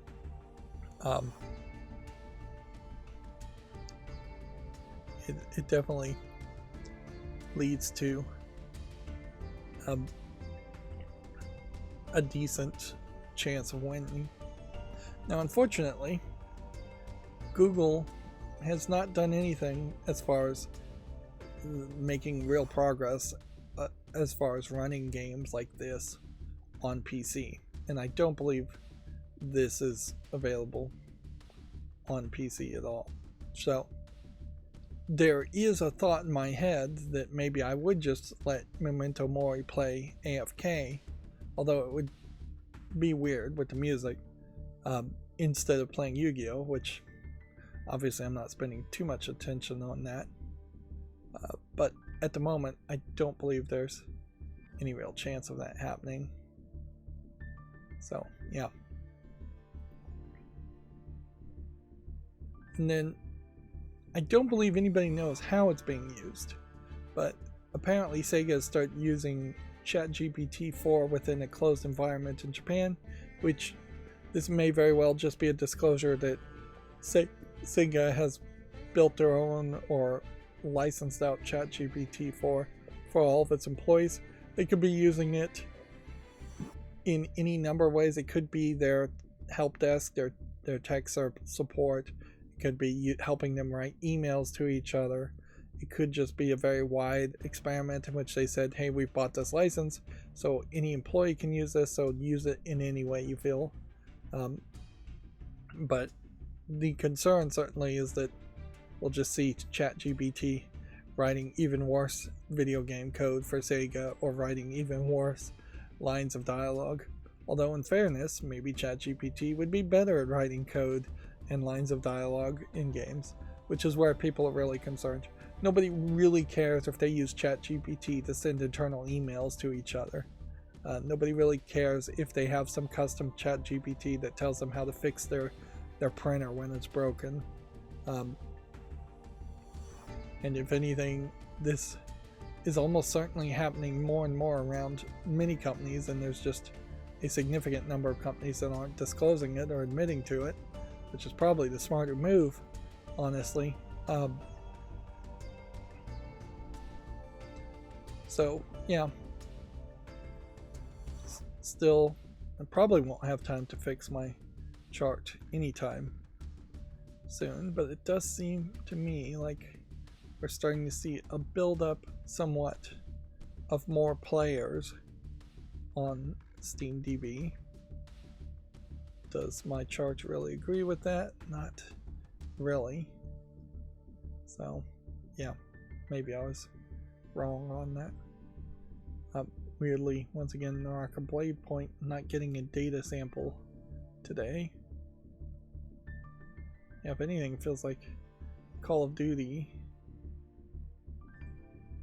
and GTA both have dropped down significantly, which is no big surprise there. And then the autumn sale is over, so if there was any thought of buying anything, it won't be until the next sale. Though it is interesting to question, is the limited edition sold out? Yes, it is, which is fine. Is there anything else that's on sale? No, and there probably wouldn't be. Guess I can add a Steam Deck in general to my wish list, but that's oddly non-specific as far as adding something to a wish list. the Steam docking station in particular could be a thing that could be discounted. $79 for that is fairly high. Yeah. But it does, that's the same price I was going to originally sell the Smart On air sign for. I'm thinking $79, $69, somewhere around that. Like, and yeah, electronics definitely can be somewhat expensive and sold at somewhat high things. Yeah, I would say if you had gotten in on the Cyber Monday deals on Amazon, there did look like there might have been some decent ways in which you could have purchased a pre-built computer or built a computer, AMD or Intel. That was about the biggest thing that might have been somewhat discounted. But you know what? Next year might be a pretty good year too to build a new computer if you need to. There's really never a bad time. We've talked about a decent amount of this news. Apparently a GTA Auto Trilogy, the definitive edition, is coming to Netflix. The mobile version of the titles will launch next month. Did they ever fix the mobile version of the games to make them not as buggy? That would be my question. And then I also would question as to why is there this shift in the GTA trilogy that they're selling here, which is GTA 3, Vice City, and San Andreas. Why do all of these games seem to have a focus on a female character when I don't really believe any of those games actually have a female protagonist? Maybe they do, maybe they don't, but like, it's kind of inconsistent because I imagine GTA 4 and GTA 5 don't have a female protagonist, although maybe they all do, and maybe there's just multiple covers. Sony has revealed December's PlayStation Plus Essential games, which seems to include the Lego Racers, which that's fairly quick release. Let's see, Mafia 2 Definitive Edition, Dragon Ball The Breakers, Alien Fireteam Elite.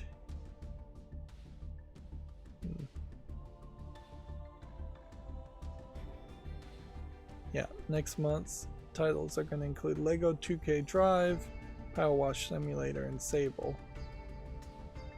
November's titles were all of those. Yep. I haven't heard anything said around Lego 2K Drive, so I imagine it just is not being received particularly well. I already talked about this, and this, and this, and this. Professor Layton in the New World of Steam gets a gameplay trailer and a release window. When is the release window? 2025, which is a fairly wide window of an entire year. Yorkshire Tea is selling £150 PS5 and Xbox Series controllers, which sounds ridiculously expensive and ridiculous as a product.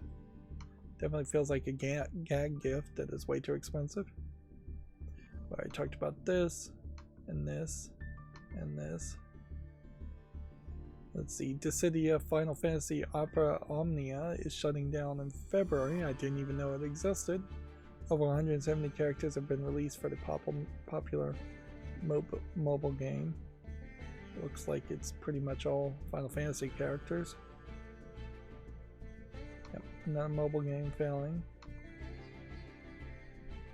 Let's see.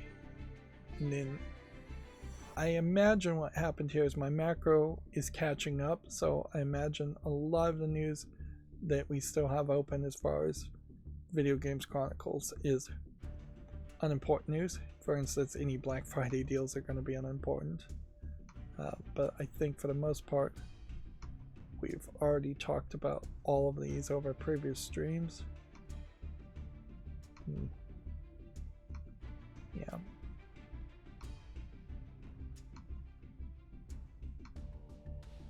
I did see a YouTuber take apart a PlayStation 5 or a PlayStation 5 Slim and make it considerably smaller. I think it was probably a PlayStation 5 because I don't think the Slims are available yet.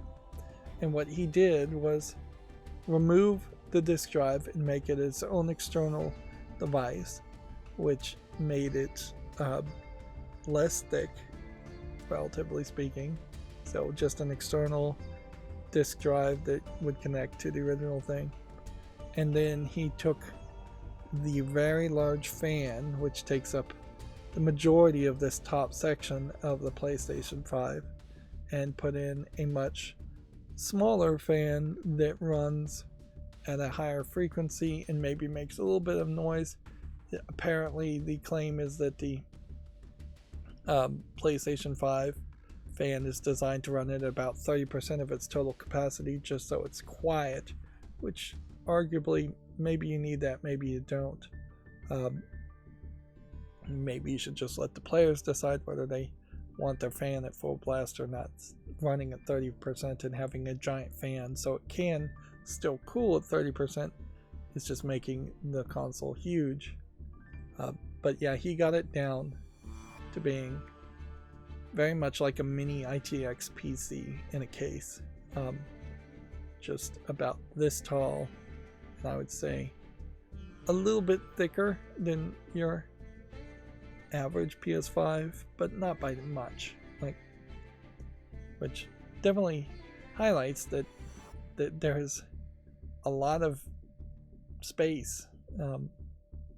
Yeah, I think he said he measured the space in his build down to, I think, about 3 liters of square footage type space that it was using, where the original Xbox Slim is, or the original PS5. Have I been calling this Xbox the whole time? Maybe I have. The original PS5 was somewhere around 10 liters, so he got it just in overall space down to about a third the size. Yeah. Although, in fairness, he got it down to a third of the size by removing a significant component in the disk drive. But in all fairness, they are also selling a diskless version of it, and they still aren't getting it really that small. It is probably worth mentioning too that those solid state fans that they're promoting, that company put a solid state fan, I believe, in an Xbox Series X and showed like major cooling improvements. So they are actively trying to court video game consoles or laptop designers too to use these solid state cooling fans that they've designed.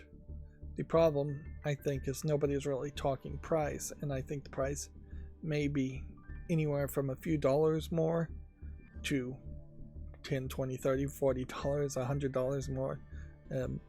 And they aren't really addressing the issue that the solid state fans potentially take up more power than a standard fan does.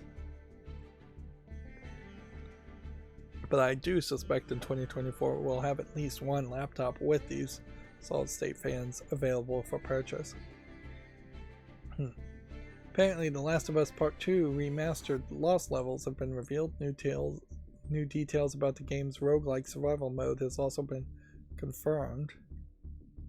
Interesting, so you might actually get a little bit of new content, but overall, most people seem to feel like Last of Us Part 2 doesn't deserve any new content, and any new content that is released won't push people to really feel like they should own or play Last of Us Part 2 again. Agent apparently was going to be a PlayStation exclusive, a James Bond style game.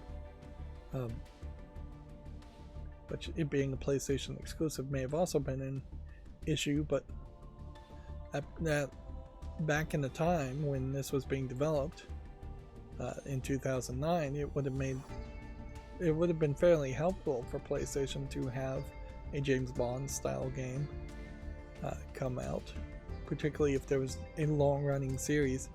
If the same path of success followed Agent as it did Uncharted, PlayStation would have had a nice path there where instead of just having a somewhat successful Uncharted game every few years, they would have also had a somewhat successful Agent game if it went down like that. But I mean, shoulda, coulda, woulda.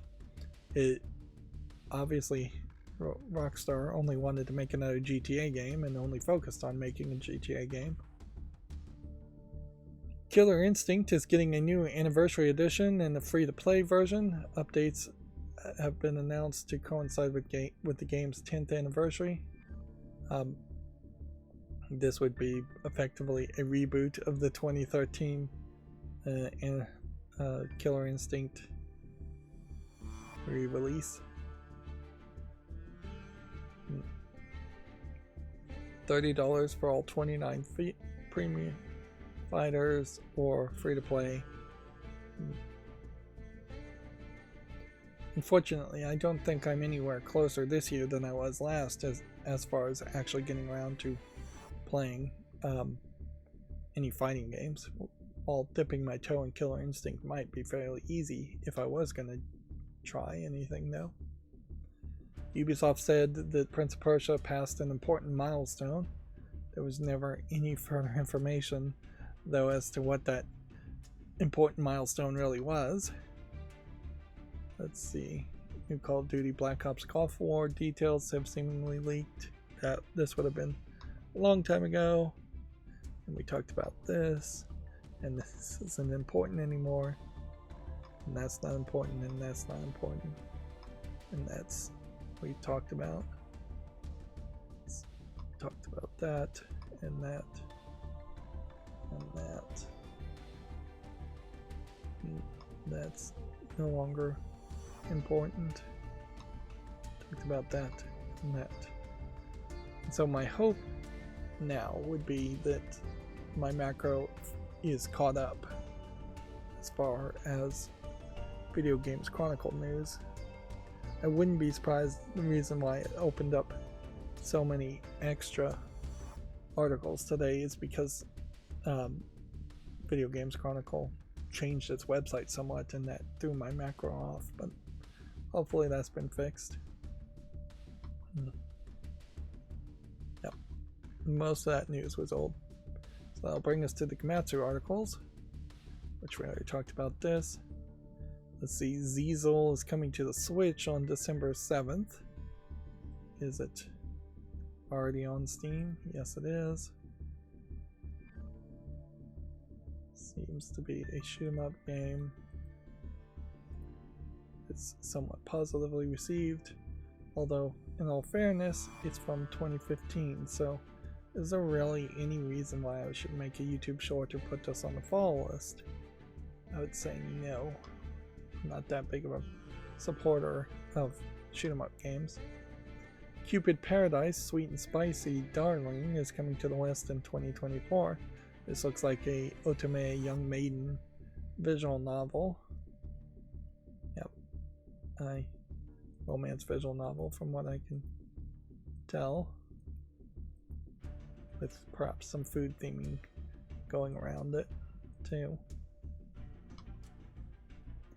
GTA Auto the Trilogy, the definitive edition, launching for iOS and Android via Netflix on December 14th. Then we talked about this. Do we have any more information? No, not really. And then we talked about PlayStation Plus monthly lineup. The Rumble Fish Plus has been announced for the PS4, Xbox One, Switch, and PC. Let's see what Steam has to say about that. Seemingly nothing quickly. Looks like a fighting game. Looks like it could be a fairly old fighting game. Let's see. Romance visual novel Premise Star is coming to the PS4 and Switch on March 28th in Japan. Ministar. Here you have some moe anime girls. That's about all we can tell so far. I guess I could read it and get the general description. But whatever. It's a visual novel. They're very similar to each other. Morbid The Lords of Ire adds a PS5, Xbox Series, and Switch versions. The PC demo launches December 5th. Let's see what this looks like. Well, it looks interesting, like perhaps a Bloodborne style game. Let's see, do we know this developer or publisher? Not really. That doesn't mean it's inherently going to be good or bad. Let's see. Beyond Good and Evil 20th Anniversary Edition. Which, yeah. This is another case where there is a justification to make a remastered, but if they changed anything at all, people would be up in arms. Let's see, Lost Skies had first look at exploration transversal videos, I guess, have been put out. This definitely feels like a Fortnite inspired game. Legend of Legacy HD Remaster launches March 22nd in the West. Do they have a Steam link? Nope. Tekken 8 Steve Fox gameplay trailer is available if you want to check that out on Gamatsu. Level 5 Vision 2024 to the World's Children set for April, featuring updates on 2024 due titles and new game announcement. I guess the name of the event is called To the World's Children. It kind of feels like that would almost be a charity event, but it doesn't really seem like that's the case. Deca Police has been delayed to 2024, which, okay. Professor Layton in the New World of Steam launches in 2025. This is, I assume, a new Professor Layton game. And I assume it will come to the West eventually, but maybe not completely in line, although it does have an English trailer, so it may be released worldwide at the same time. Inazuma 11 Victory Road has been delayed to 2024, and the Switch beta test has been set for March of 2024. I would have sworn this game was already out, but it is probably just a case where there was a lot of hype and promotion around the game when it first was announced, and then they died down on the hype and promotion, and now they're delaying it. Fantasy Life I, The Girl Who Steals Time, launches in the summer of 2024. We really are getting to the point where everything is going to be an announcement for 2024. There's not enough time left in 2023 to announce anything. Megatone Musashi Wired has been delayed to April 25th, 2024. And really, this is a very Japanese thing where we're starting to see a lot of games being delayed too, with very little shame being put on the games for delaying them. Fate Project's New Year's Eve TV special is set for December 31st, which makes sense, certainly if it's a New Year's Eve TV special. And I would assume that at least one of these is a video game, but I wouldn't immediately assume that all three of these are hints at a new Fate video game. Yeah. The Fate series is very long running, and I don't know how actually popular it is. It seems to be fairly popular amongst its niche fandom, but I don't know how big the fandom really is. It's popular enough to be successful. The Famitsu review scores for issue 1826 are here, giving Modern Warfare 3 32 out of 40, Dragon's Quest Monsters The Dark Prince 36 out of 40, so they're very happy with that. And then Otogi Katsugeki, whatever, for the Switch getting 29 out of 40. And then Rasen Rydo Spiral Jum is whatever. I am just going to start saying whatever, I think. Is 26 out of 40. For today at least, my voice, I don't want to wear out my voice trying to pronounce Japanese games.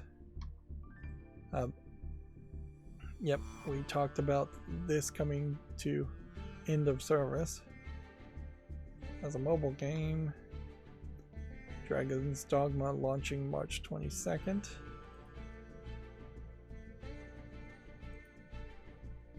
Put that on the follow list, even though they are planning on charging $70 for it. It's not just $70 though, it's also $79.99 if you want to buy the deluxe edition and pre-order that. So it's probably been the case that in a lot of instances games have been $70 for a while, because there's been a lot of games that have been pulling tricks to raise the price, because you kind of need to buy the deluxe edition to have a good experience. But now it's starting at $70 and they're still going to pull the trick. So we probably are approaching an era where a lot of games are going to be selling for $100, $110, $120. A game called Cookie Cutter launches December 14th for the PS5, Xbox Series, and PC. It's supposed to be a techno pop punk 2D hand-drawn game. Weirdly, this character seems like they don't have any feet. It is definitely its own unique art style from the looks of it. Let's see what other screenshots Steam may have for it. Yeah. Seems like for the most part you're zoomed out more. And it feels like it's a Metroidvania, which is not really what I was expecting at all. Yep. It's weird looking. And I'm much more willing to give things that are weird looking a chance, but it also is one of those art styles that could be too weird for its own good, in my opinion, and just lose me because the visuals are just so off standard. Like Super Jail on Cartoon Network is kind of a great example of that, where it has that weird LSD, I think, inspired art style to it. And yeah, I'd say the writing and the general stories of Super Jail also had some major problems that lost my interest, but the animation style, and that's a weird reference to even make because I don't know how many people really have even seen or thought about Super Jail in a long time. Let's see. Sony Interactive Entertainment and NCSoft announced a strategic partnership. The two companies will collaborate in various global business fields, including mobile. Yeah. This is probably Jim Ryan wrapping up the last of his negotiations before he steps down and retires. I also wouldn't be surprised if this is a way in which NCSoft somehow gets acquired, and then we see Kim Tak-jin here potentially taking over for Jim Ryan. Which, yeah, that might be what happens, but there's a high chance that isn't what happens either, because you're talking basically an acquisition merger at that point at a very high level to get a CEO. Attack on Titan VR Unbreakable has been delayed to the latter half of 2024. Bear and Breakfast is coming to the PS4 and 5 on December 12th. This one, I believe, is already on Steam. Yep. Yep, and I guess this should be on my wish list. But I could also make a YouTube short on it, since that gives me an excuse at least to make a YouTube short on it, since it's being released on the new platforms. Fashion Dreamer Winter Update launches December 14th. New content patterns, items, Chow collaboration, and more. Which, yeah, it definitely looks like a mobile game.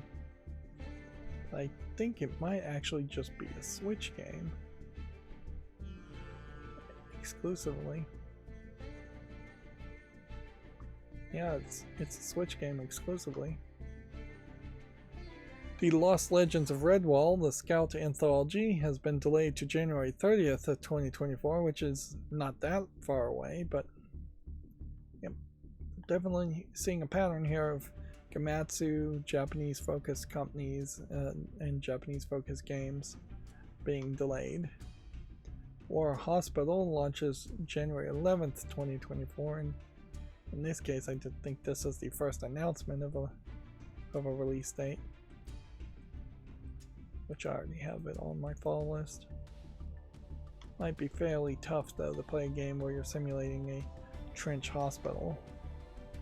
Let's see, Aokana 4 Rhythms Across the Blue Extra 1 plus 2P has been announced for the PS4. Looks like a couple of visual novels bundled together. A virtual reality roguelike action game, Mech Force, is going to be published by My Dearest, but no information seemingly other than that. Visually, this doesn't look amazing. The Persona 3 Reload Kin Amanda trailer is available if you want to look at that on Gamatsu. A 2.5D cyberpunk action game, Quantic River, has been announced for PC. Put that on the fall list.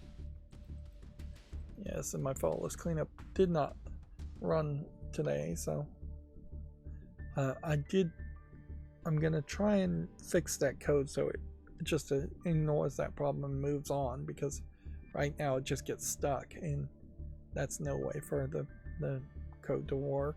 It needs to move on to the next step if the fall list doesn't load up. No real solution to the fall list not loading up, because that's really on Steam's side. Destiny 2 The Final Shape expansion delayed to June 4th. And then King Arthur's Tale expansion Legion 10 has been announced, and this was November 27th. So yeah, those are all probably Gamatsu articles we hadn't looked at before for the most part.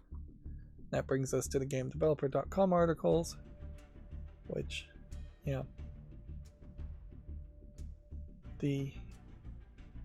definitely some weirdness there.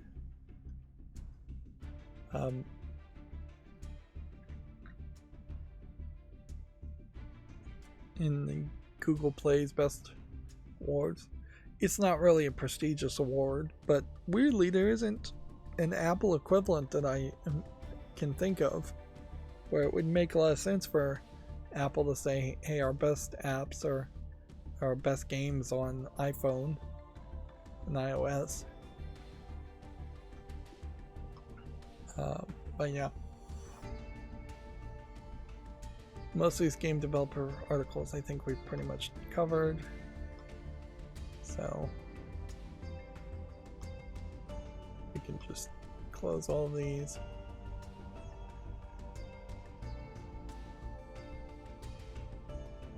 Sega explains that Hyenas was, quote, good months after scrapping the online shooter. While the game itself was good, we decided to cancel the development. Which, that sounds insane to say the game was good. Like, if you were going to say good, you probably need to say but not great.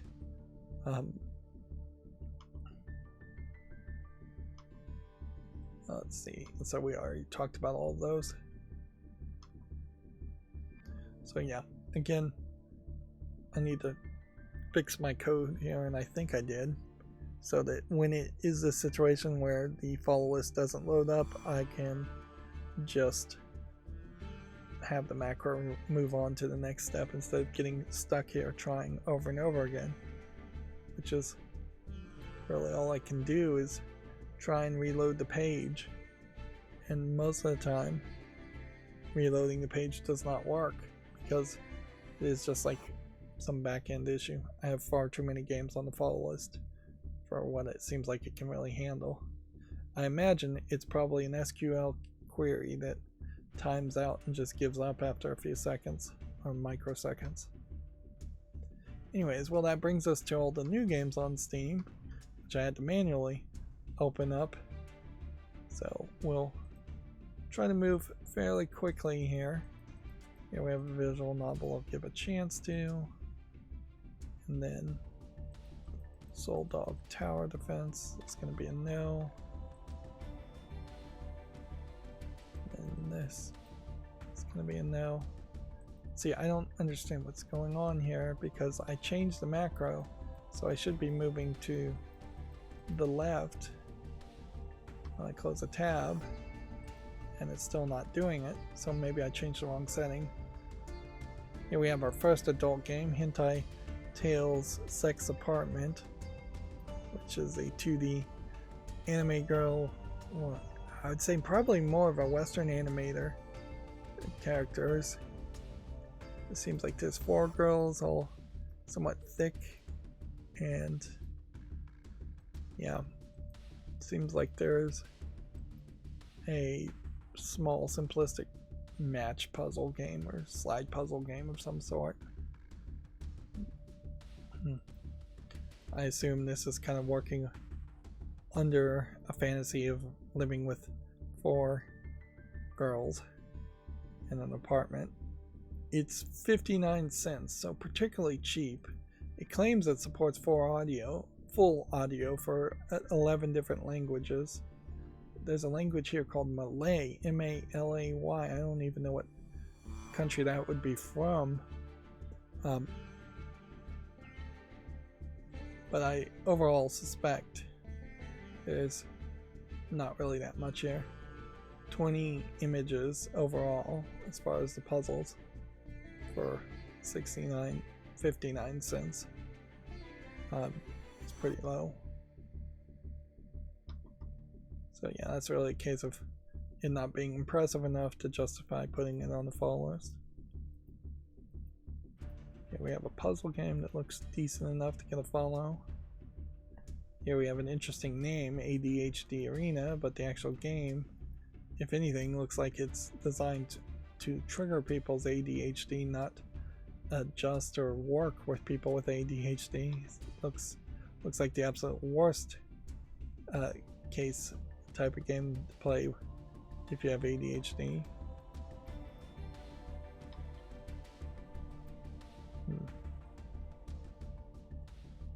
Anyways, we'll continue to try and burn through games. Guess if this is this way, the move to do is probably to start over on the other side, and we'll start on the left this time and work our way to the right. That would make more sense instead of just clicking around. So Zombie Killing Simulator is a game we've already looked at. Oh, what is this doing though? It's bouncing me all around. I almost feel like I should be in the middle of the tabs. That way when I middle click I go somewhere, anywhere. Yeah, let's just be in the middle of the tabs then. That way that'll fix the problem for a little bit. This macro is insane. It just has no consistency to it at all. I should be moving one way or the other, and I'm not moving one way or the other. The good news is there aren't that many games today.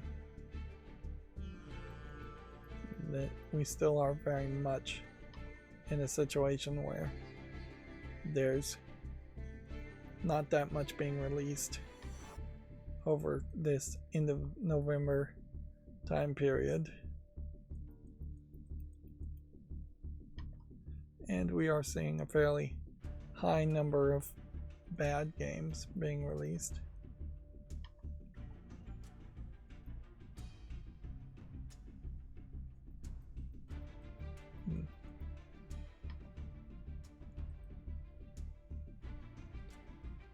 Yeah. So there's not really a lot to say here. This game Wizard Drum is already on the follow list. Looks like it might be interesting. I guess it just came out.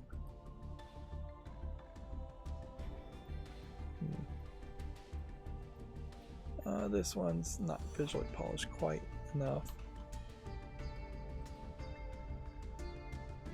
Here we have another game that's already on the fall list.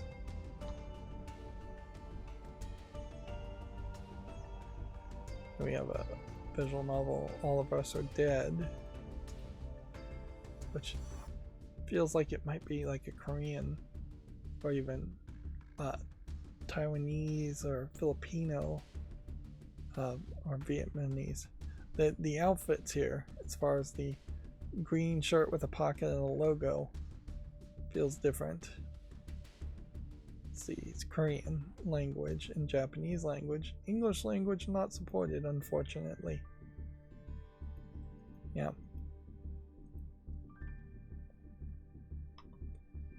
And there's a fairly large difference between a story involving Japanese kids and Korean kids. They just have different attitudes, different styles of school outfits, different narratives and feeling to it. I'd say Korean stories tend to be a little bit more less fantastical, might be the best way to describe it. Because yeah, there definitely have been versions of this exact same story told by Japanese people that would look very differently. Now weirdly, this is not something we've seen a lot of. They've made an English version of this game and listed it on top of a Korean version. So they made a double listing, which is probably not acceptable and allowed. But yeah, this one has an interface and subtitles, English, Spain, Spanish, Japanese, and Korean, where the previous version only had Japanese and subtitles and interface, and then Korean. It also seems like Steam has increased. Let's click on this. Nope, that just brought me to a search result of things that can be controlled with an Xbox controller.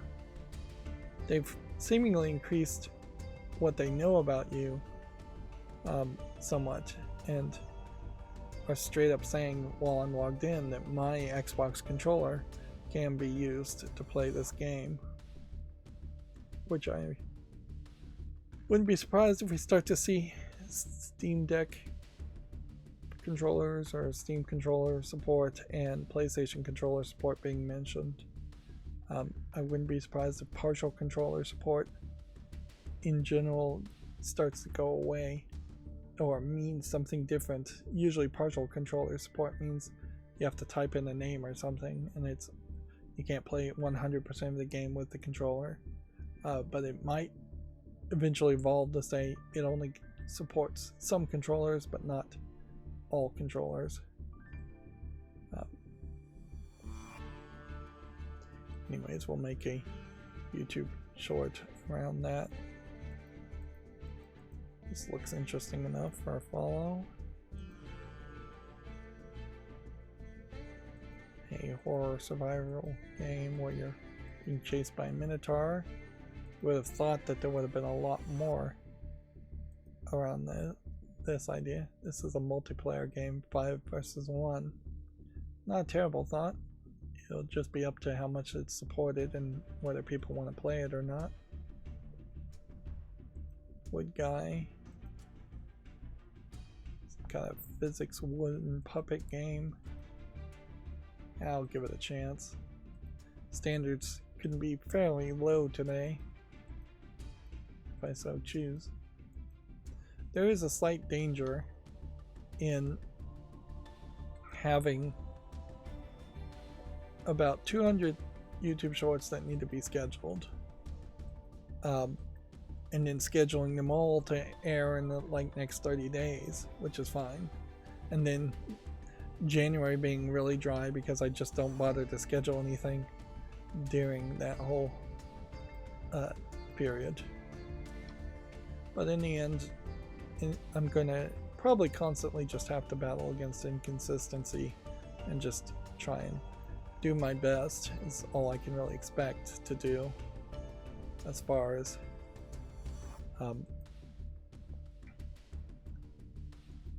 trying to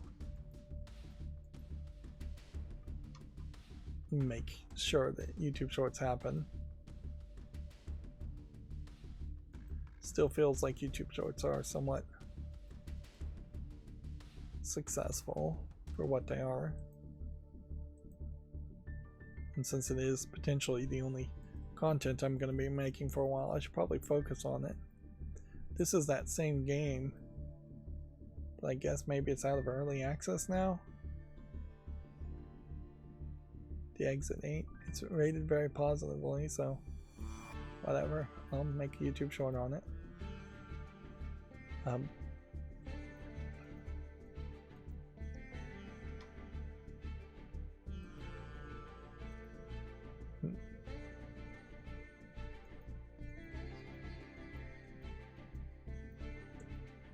think we'll say no to the advent calendar because I just won't make YouTube shorts quick enough for that. Need to continue talking and not just sit here in silence as I'm looking at the games too. Again, a very different art style. Pencil sketch type art style. Doesn't look terrible. It says it's a time manipulation horror game. I wouldn't be surprised if it's mostly a point and click adventure.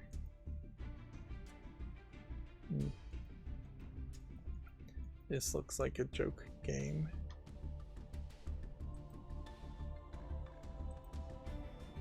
Yeah, this macro, this plugin is driving me crazy because it is literally jumping all over the place. It's just whatever I clicked on last, it jumps back to when I close a tab, whether it's on the left or right, and shouldn't be doing that.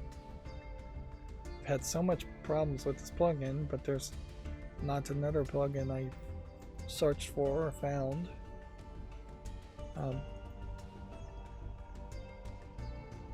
to potentially replace it.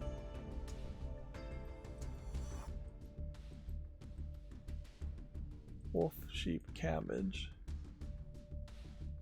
is a puzzle game. We'll give it a chance. If anything, I'd say it looks like we're getting slightly better looking games today and more games. We barely had 4 or 5 games on Monday worth even mentioning. And notably, I've only seen 1 adult game so far, but here comes the second one. Next one is called Climbing Challenge. It's 2D anime girls. Feels maybe like it might be Chinese animation style somewhat more.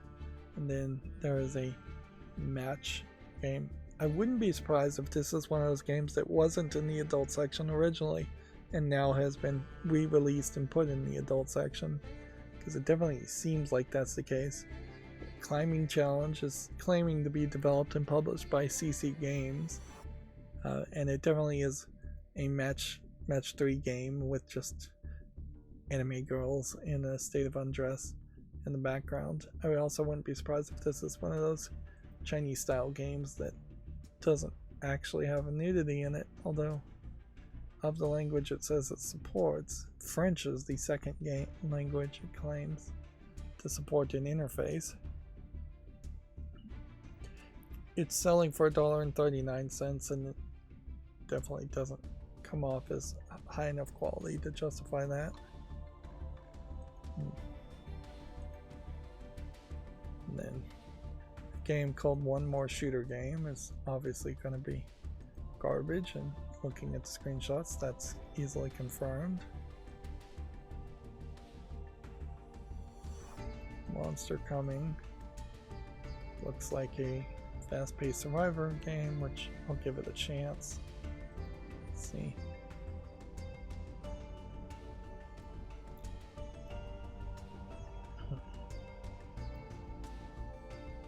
See, we've got a game called Lucky Mayor.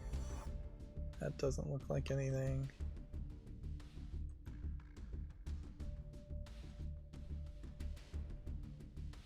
Medieval doesn't look like anything.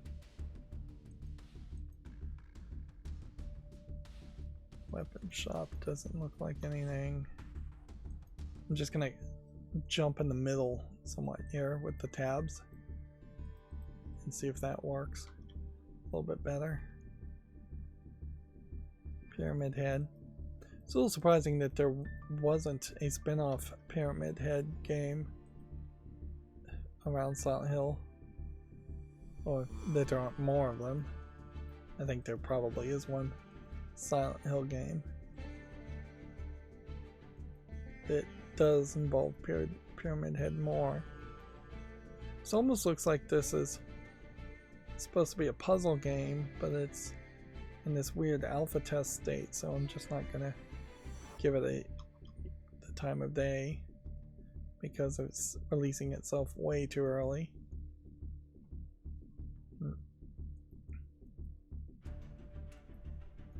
Yeah, if Konami was smart, what they would have done, I'm gonna give this a chance just because I'm gonna be very generous. They would have had a Dead by Daylight type game where you played as Pyramid Head and had multiplayers, multiple people trying to avoid Pyramid Head. I think we can say no to My Little World. It just doesn't look like there's enough there to make a game. For tacos, doesn't look interesting enough.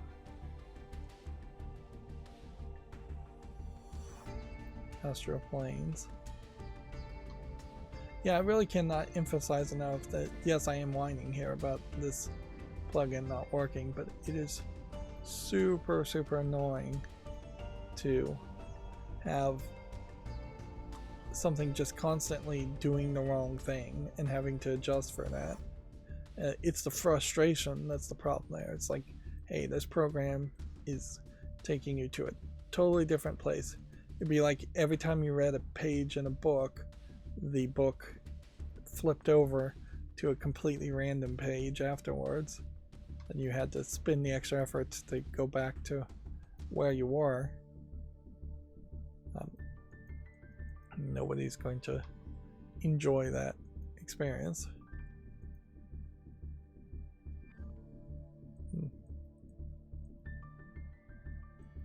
Yep.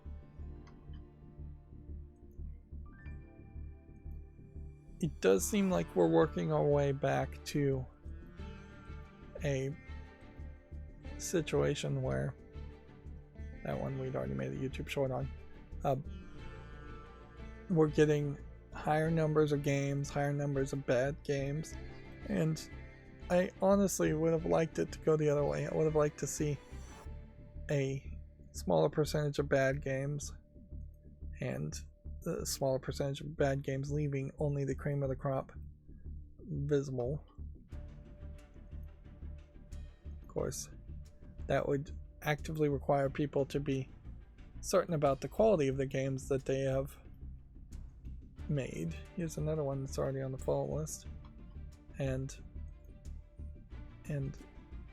work with that agenda to only release high quality games on Steam, which is just not what people would have as their agenda. They want to sell their game regardless of quality, and often developers have found that they can sell a medium quality or poor quality game just as easily as you can sell a high quality game, unfortunately. Next we have another adult game. This time it's a 3D CGI game called Sex Simulator -Vampires.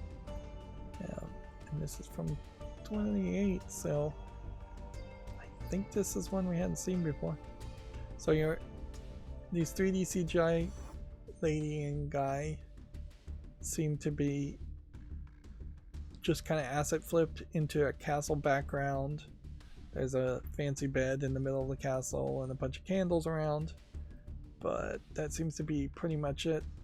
I assume the guy is the vampire, but I'm not seeing blood or him biting anyone at all. So yeah, doesn't seem like it's particularly building into that fantasy. I'm not seeing him have teeth or turning into a bat. The game is selling for $3.99. It's English interface only. Again, it just doesn't feel like it's particularly high quality content.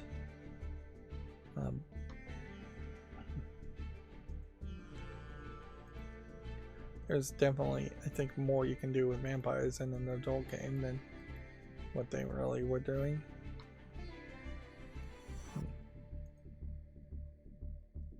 Then we just are back to being able to show off games, but then having nothing to really say about the games because they're nothing. They're same old, things that in a vacuum might be good enough if you're just looking for a random game, but in the perspective of a Steam store that almost certainly has hundreds of better versions of these mediocre games already available, they don't really deserve to exist. Red Room Hotel here, definitely making a reference to The Shining, but not really looking much like The Shining Hotel, and not really looking that good in general. And the creepy girl from The Grudge, which is what this more feels like, is just not in The Shining. The creepy twins are from The Shining. There wasn't any black-haired girl with a white dress in The Shining. Although that's not a terrible thought, certainly, to have a character that has seen a bunch of horror movies and shows and is imagining or seeing horror characters from other movies. Like, you could definitely see somebody who kind of liked horror movies or just watched a bunch for one reason or another and then developed a mental breakdown and then started to hallucinate the horror characters appear. And that would be an interesting movie to make, perhaps, that where there is no actual bad guy, or there is a bad guy, but then there is also someone who has just intrusive thoughts and fear from their pre-existing horror knowledge. Of course, that would take a lot of licensing. It would be like that Steven Spielberg movie where a whole bunch of different licenses owned by, I believe it was Warner Brothers, showed up in the movie. Forget the name of that movie. That was based off a book. I don't think the movie was particularly that good. We have another 3D CGI adult game here called Alternate Existence. I'd say the 3D CGI characters here have a slightly different art style, and the backgrounds definitely feel way more integrated. The problem here, I would say, is that there's kind of an inconsistency amongst the screenshots. It seems just to be all over the place. Sometimes you're seeing people in pools in bikinis, sometimes they're in building, one's on a train subway station. Every screenshot seems to be a different character. It's really promising quite a bit, not really focusing too much on any one character or one fetish. If anything, I'd say it's mostly around the bikini fetish more than anything.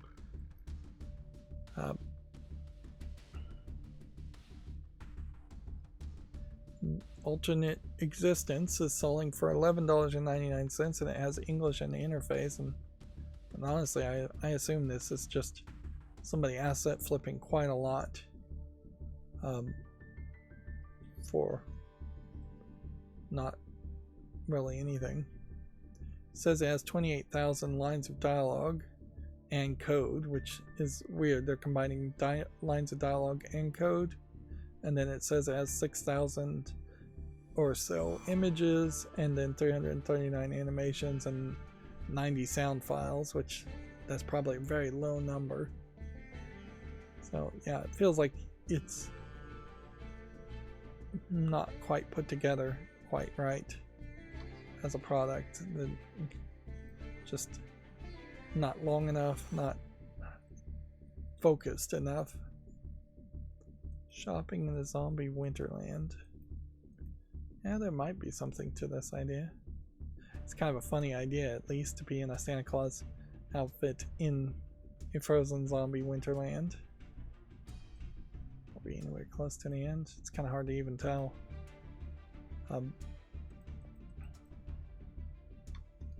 Would like to wrap up fairly quickly here. Of course, that's always the case.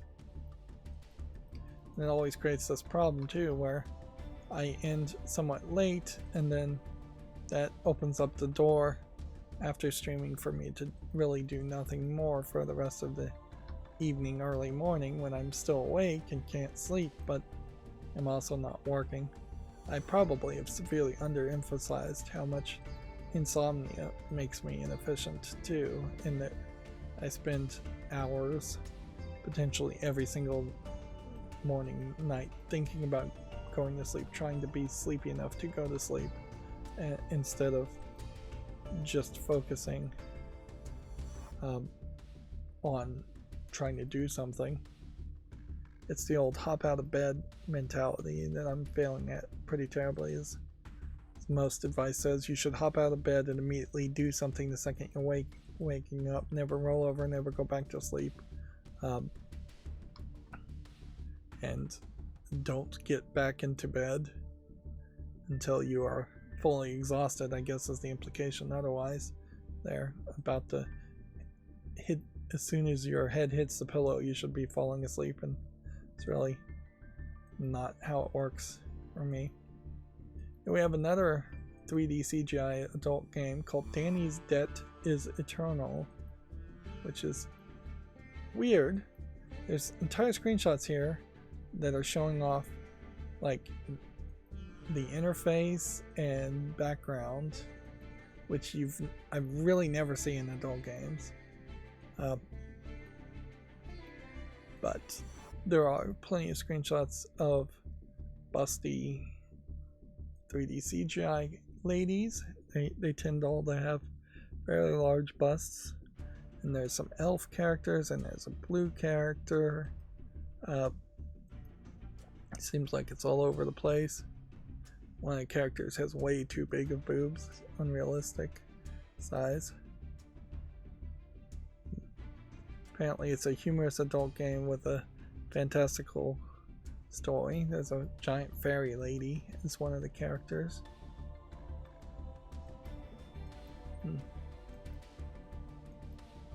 And I see the word payout, so it feels like you're doing some kind of odd job or mini game to get money to pay people who you're indebted to.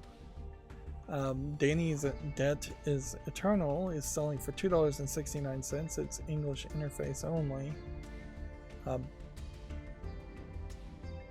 says there's a gallery with over 100 images, so I suspect it's not that long, which makes $2.69 not make enough sense. But it does definitely feel like there's an attempt at doing something different here. I don't really believe it succeeded, but yeah, it definitely does feel like there is a game in all of that, where very often there isn't a game being shown at all. Guess this is probably somewhat like a pinball game. Give it a chance. We should be hitting a point eventually where we're seeing games I've already looked at. But just having the memory to even remember what was the last game I looked at on Monday is going to be hard. We can look at the release date. Like this November 27th, My Girlfriend Doesn't Know What I'm Into is a game that we looked at on Monday. So theoretically, going forward. The rest of these should be things I've already seen. Tamara and the Forsaken Dungeon is a adult game. We looked at that. Typing Battle. We looked at that. Space-Time Tactics. I'm not even going to bother to show these unless they're of some interest, and probably won't be. Again, this is a case where I manually opened way too many tabs because the macro broke on the follow list before this point. So anything from the 26th or earlier definitely should not be considered.